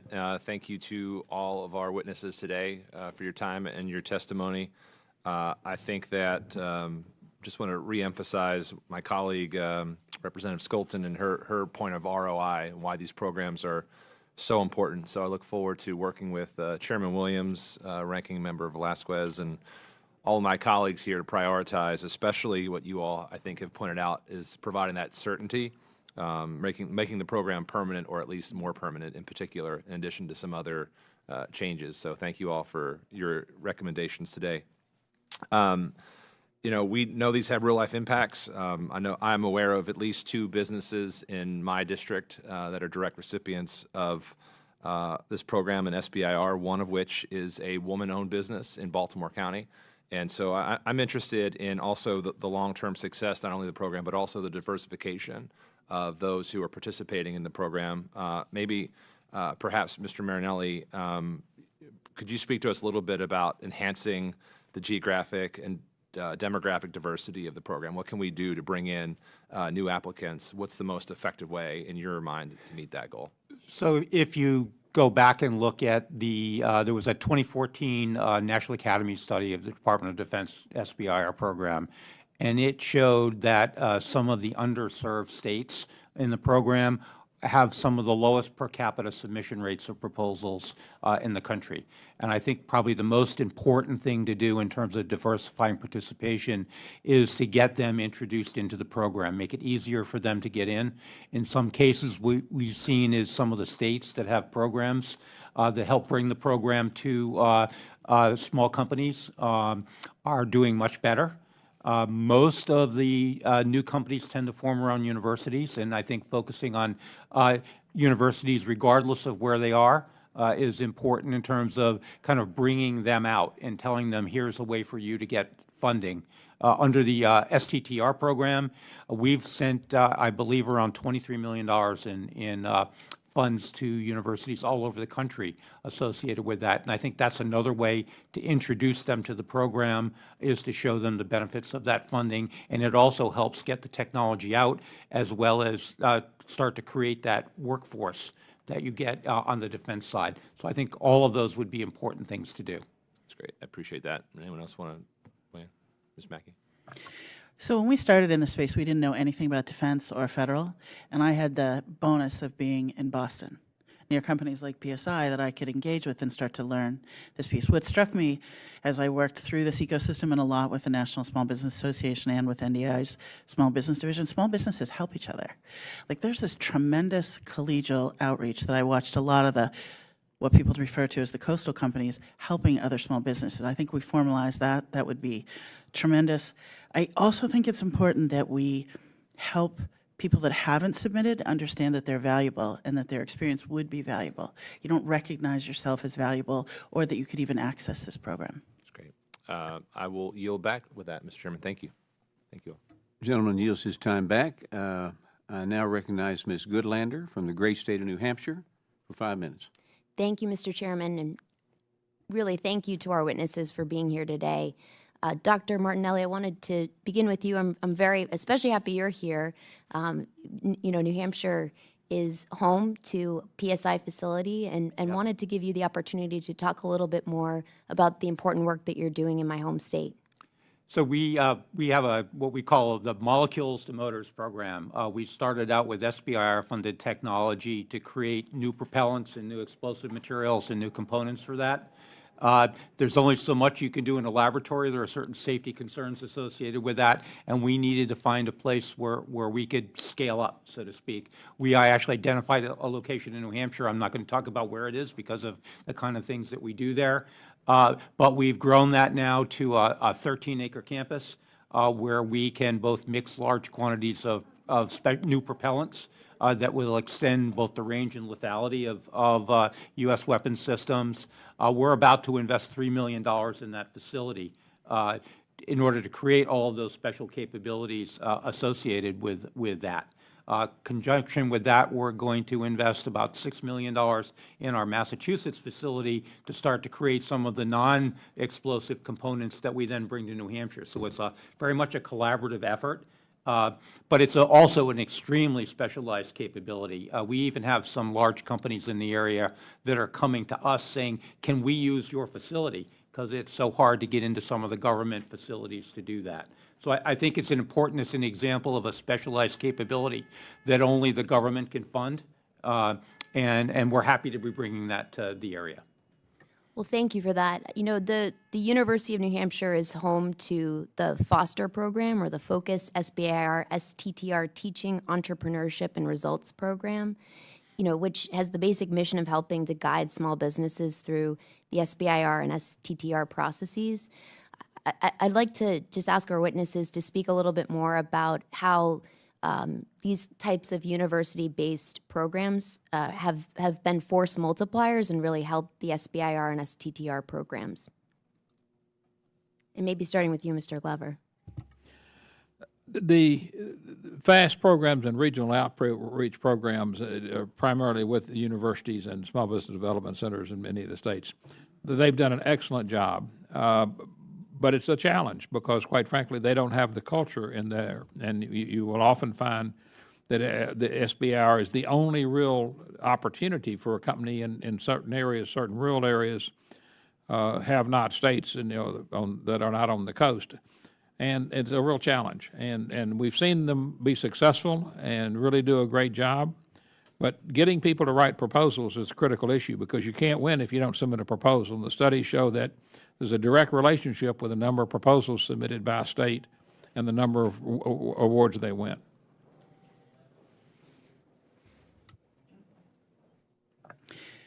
So I work a lot with the University of Massachusetts at Lowell and their outreach, similar to the UNH outreach. And what I find really valuable there for SBIR companies is not only the foster type of programs to teach you how to write a proposal, but the depth of research and the infrastructure that you can access to do different research pieces. The other thing that I really like about what the UMass Lowell system, what they're doing with their advanced research centers, they're partnering with industry. So it's not just how do you get started, how do you do the research, but if I were to use a golf analogy, my husband would be so happy I'm doing this. If it's the swing through, right? It's where do you go? Well, I guess I can't take that golf analogy any further. I tried.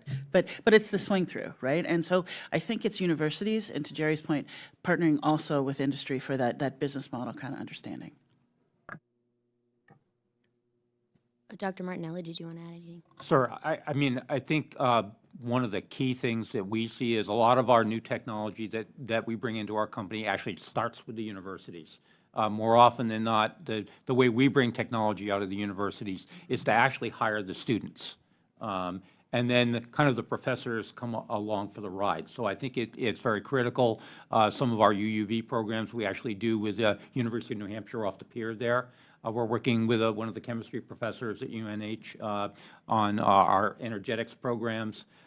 Universities are critical here, and we need to maintain their strength throughout this activity. They're critical to the future workforce of the country. Well, I appreciate that, and I'm going to be fighting really hard for the critical funding and the certainty that we need for our small businesses and for our universities. You mentioned the Paperwork Reduction Act. I just want to invite all of our witnesses today.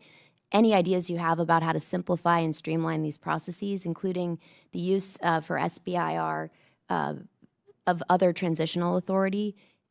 Really welcome all of your ideas because this is going to be critical to these programs really continuing to leverage the taxpayer dollars that they do in extraordinary ways. So thank you. I yield back, Mr. Chairman. The gentlelady yields back. Now I recognize Ms. Simon from the great state of California for her 5 minutes.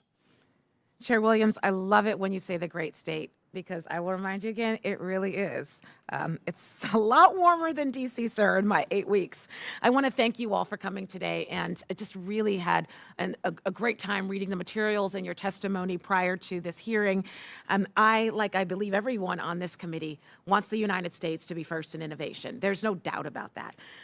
Some of you may have heard, because I keep talking about the amazing CRISPR lab at the University of California. I visited last week and saw all these amazing students, met our Nobel Prize winning professor and physician scientist at that lab. They have proven they have cured sickle cell anemia in one woman who will no longer have to spend nights away from her children, spending tens of thousands of dollars every emergency room visit. They are light speed ahead on finding treatments for ALS and really working with dementia patients to make their quality of life better. This amazing lab with these brilliant young students, really new lab technology. It was sparkling. And I think about Exelexis and Science Corp. Alameda County is an innovation hub where some of the most, I will say, brilliant folks in the world who, yes, are from the United States, and some folks who have come across the world to study in our beautiful facilities to change the lives of folks. I know this to be true. I have told my story, and I'll tell it every single day. As a widow of a great man who died of cancer, who was in a clinical trial, our lives will forever be changed because we got a little bit of extra time because of great scientists who dedicated their lives to both the public sector and the private sector. I have a question, and it might be a comment. I am super concerned that in this moment, maybe even right now, there are folks who are being fired from the SBA. There are folks who are being fired from DOE and a Department of Health. How the hell are we going to facilitate more opportunity for innovators and researchers and folks who will literally change the world, be it in 10 years? They have an idea right now. And if it is difficult in this moment to access small business innovation research grants and resources and small business technology transfer resources, if it's difficult now before the slashing and burning of staff in these critical departments who serve our innovators and small businesses, we're talking about continuing resources for these folks. Well, guess what? If nobody answers the phone or no one's answering the inquiry on the website, our folks are going to be left, they're going to be left dry. And as a result of what is happening throughout the administration, we know if you talk to physician scientists, if you talk to innovators, if you talk to that young 26-year-old who's working at Genentech, working on a data model that I couldn't even fathom how complicated it was, seeing it on a screen, who's this close to that thing, what's going to happen? Children are going to die. There's actually a family walking around the halls right now. There's a young child who has a very rare disease. I'm hoping to meet them today. The baby is about 3 years old, waiting for that next thing. No one's answering the phone. No one's reading the applications. I cannot trust an AI algorithm to read an application that literally has the propensity and the opportunity to save a generation. We got to do better. I guess, sir, I love all of your bios, so inspired by your work. Thank you for your service. But I could just pick and choose, maybe Mr. Glover, and thank you so much for coming. What are the adverse effects of having low staffing as, again, we're trying to push and we're talking about reestablishing resources for our innovators, our scientists, for our pharmaceutical geniuses who are changing the way that, for instance, the elderly live out their last years and months. If these folks can't get in touch with folks or there's decreased infrastructure, what happens? I don't know. You know, we hope things always get better. We're optimistic and we hope things get better. But I don't have an answer for you. Yeah. Well, I appreciate all of you here and the work that you're doing, and I yield back. Thank you so much for being here, and I look forward to working with you all as we move forward and try to figure this thing out for our people. Thank you. Yield back. Gentlelady yields back. I now recognize Mr. Jack from the great state of Georgia for 5 minutes. Well, thank you, Mr. Chairman, and thank you to each witness for being here today. Innovation has long been the driving force behind America's global leadership, whether in technology, medicine, or defense. Yet in an era of rapidly advancing technologies and increasing global competition, we must continue to foster an environment where American businesses, particularly small businesses across each and every one of our congressional districts, can thrive. Thanks to the chairman, I serve as the chairman of the subcommittee on innovation, entrepreneurship, and workforce, and I look forward to working with each and every one of you going forward to help strengthen the environment in which our small businesses can thrive. But I'd like to first start with Dr. Marinelli, if I could. I know you've had an opportunity a few times here today to talk about a few suggestions, but specifically the administrative complexity of applying to SBIR and STTR programs favors those, in my opinion, with strong networks of prior participants. In your testimony, you highlighted some great opportunities for the programs to increase participation, and if you could just take a moment yet again to reiterate your suggestions in reducing the barriers to competing for these programs.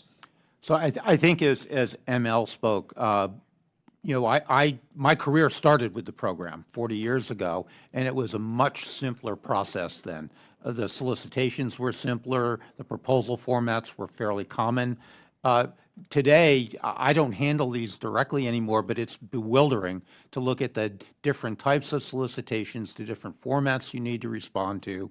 We get messaging all the time about changes in the solicitations that make it difficult for our staff to understand, and we're a very experienced firm. It makes it difficult for us to understand sometimes how to respond to some of these solicitations. I can't imagine what it's like right now for a small company coming in.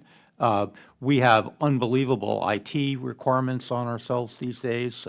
We get a lot of attention to that. I can't imagine a small firm being able to do many of the certifications anymore that would be required to continue on in the program very long.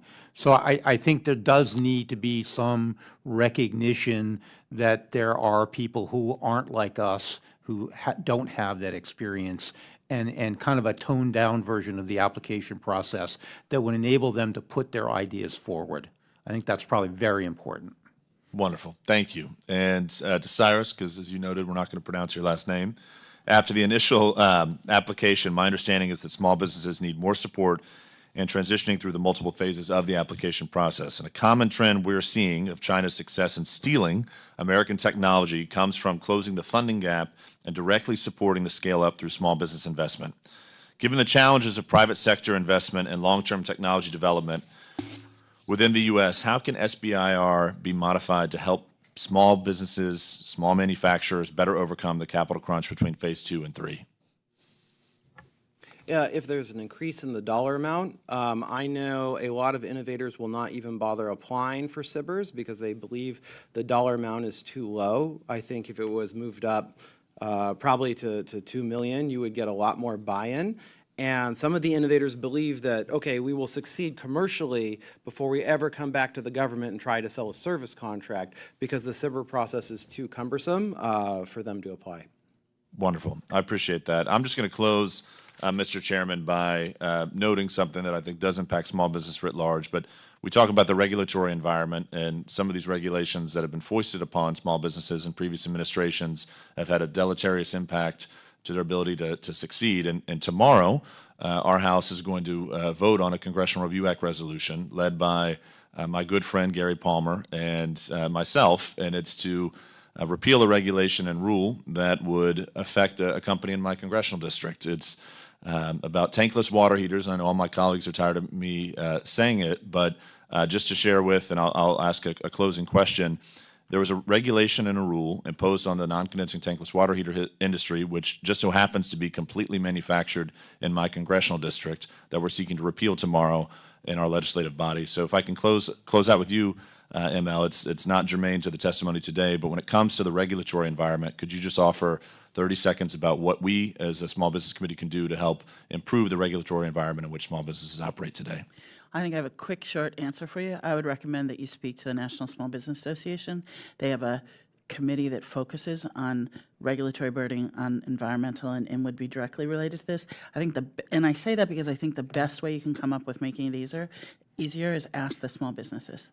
And NSBA can give you that voice. Well, I think you need to ask across the board, but I'd start with them. Well, I applaud the chairman for consistently providing us an opportunity to engage with small businesses and hear directly from y'all. I appreciate that recommendation. I thank each and every one of you for taking the time to come up today to share with us some ideas to better improve the environment in which you all thrive. Thank you. Gentleman yields back. I now recognize Dr. Kelly Morrison from the great state of Minnesota for 5 minutes. Thank you, Mr. Chair. Thank you for holding this hearing, and thank you so much to our witnesses for being here today. Sorry, I'm all the way now down on the other end of the times. It's great to see so much bipartisan consensus about the important role that SBIR and STTR programs play in supporting American innovation. Thanks for taking the time to testify, Mr. Glover. In your testimony, you mentioned that one of the strengths of the SBIR and STTR programs is in its investment in innovation across the country, providing funds to small businesses in all 50 states. My own home state of Minnesota has received nearly 3,000 awards since the program began in 1982, ranging from investments in unmanned ground robotic systems for DoD surveillance and reconnaissance to robotic greenhouse gas monitoring to measure the impacts of climate-smart farming practices to reducing energy usage of wearable devices through sleep science-informed algorithms, demonstrating, I think, that great ideas and scientific breakthroughs can come from anywhere. Mr. Glover, could you elaborate on why it's important for the SBA to promote innovation across the country? How can we enhance the geographic and demographic diversity of program participants, and how would increasing that diversity of applicants impact the competitiveness of the SBIR and STTR programs? SBA has been reaching out to try to do that, and they have bus tours where they go to underserved states and try to get work with the universities, work with those to do outreach. I think that more needs to be done, and we have to be careful, because if we allow venture capital to be the selection criteria, although it's illegal, what we find is awards, and some of the jumbo awards especially, just going to a very few states. So we've got to make sure that we don't let venture capital be the deciding factor of who wins an award. If they have matching money, that was always prohibited, because matching money meant the states in the middle of the country didn't have anybody to match with. So we've got to be careful about that and how that selection criteria goes. We looked at the Super Jumbo Awards, and we found out that out of $13 billion of venture capital, some $7 billion before the awards, $6 billion after, $11 billion of that went to one state, California. So we got to be careful, because obviously selecting those companies indirectly meant that it went to primarily one state, and that was just not a good idea. So we've got to make sure that we look at that. We don't want to choose based on anything but merit, not geographic, because we don't want to get the second best technology for our warfighters or for healthcare. But we do need to be sensitive to that issue, and thank you for the question. Thank you for that answer. In the Army and DoD in general, female casualties have a significantly lower survival rate than male casualties. Architecture Technology, Inc. is an engineering company headquartered in my district that provides solutions to complex system problems. Last year, it was granted an SBIR award to address the gender survivability gap by developing augmented reality that provides gender-specific medical training to soldiers. Ms. Mackey, I appreciate your testimony on how SBIR and STTR programs have enabled small businesses to work in coordination with the federal government to provide ingenuity and advancements in the defense sector. Could you speak to the SBIR and STTR's program's ability to address specific challenges or address issues for overlooked populations, such as women in the military? So I think I'd answer that in two ways. The first is, some years ago, the Navy asked me to help them do some outreach to underserved communities, women and ethnic, and they said, so, ML, you're a woman CEO, like, how would we have found you? And I go, well, not the ways you're looking. And mostly because I wouldn't have recognized myself or our skill set is applicable to the DoD. So I'm sort of overgeneralizing to make a point. So I help them figure out how to do outreach outside of the Beltway and to different organizations, but you have to give examples of how you're meaningful. I think it would be, the second point I'd make is I think it's really interesting on the geographic diversity to be thoughtful to how much ingenuity we have in the center of the country. I work a lot in sustainment capabilities with the Department of Defense. So figuring out how to make equipment continue to run, to have longer remaining useful life, I just feel like there's a lot of good ideas that might be on our farms that those folks wouldn't think of themselves as technologists. It might be interesting to consider how do we put the experienced companies that know how to write SBIR proposals together with some of the subject matter expertise to address, and maybe there's a program or some thoughtfulness we can do that really helps share and network that kind of collaboration. I love that answer. Thank you. How do you think permanently authorizing the SBIR and STTR programs help ensure that small businesses can continue to bring cost-effective and valuable innovation to the Department of Defense? Gentlelady's time is up. Thank you, Mr. Chair. Okay, thank you. She yields back. For being here, for your testimony, and for appearing and sharing yourself with us. Without objection, members have 5 legislative days to submit additional materials and written questions from the witnesses to the chair, which will be forwarded to the witness. And I will say, I hope you see that there is some bipartisanship in this town and in this building, and we're working on a lot of things together in this committee. So I ask the witnesses to please respond promptly, and if there's no further business without objection, the committee is adjourned.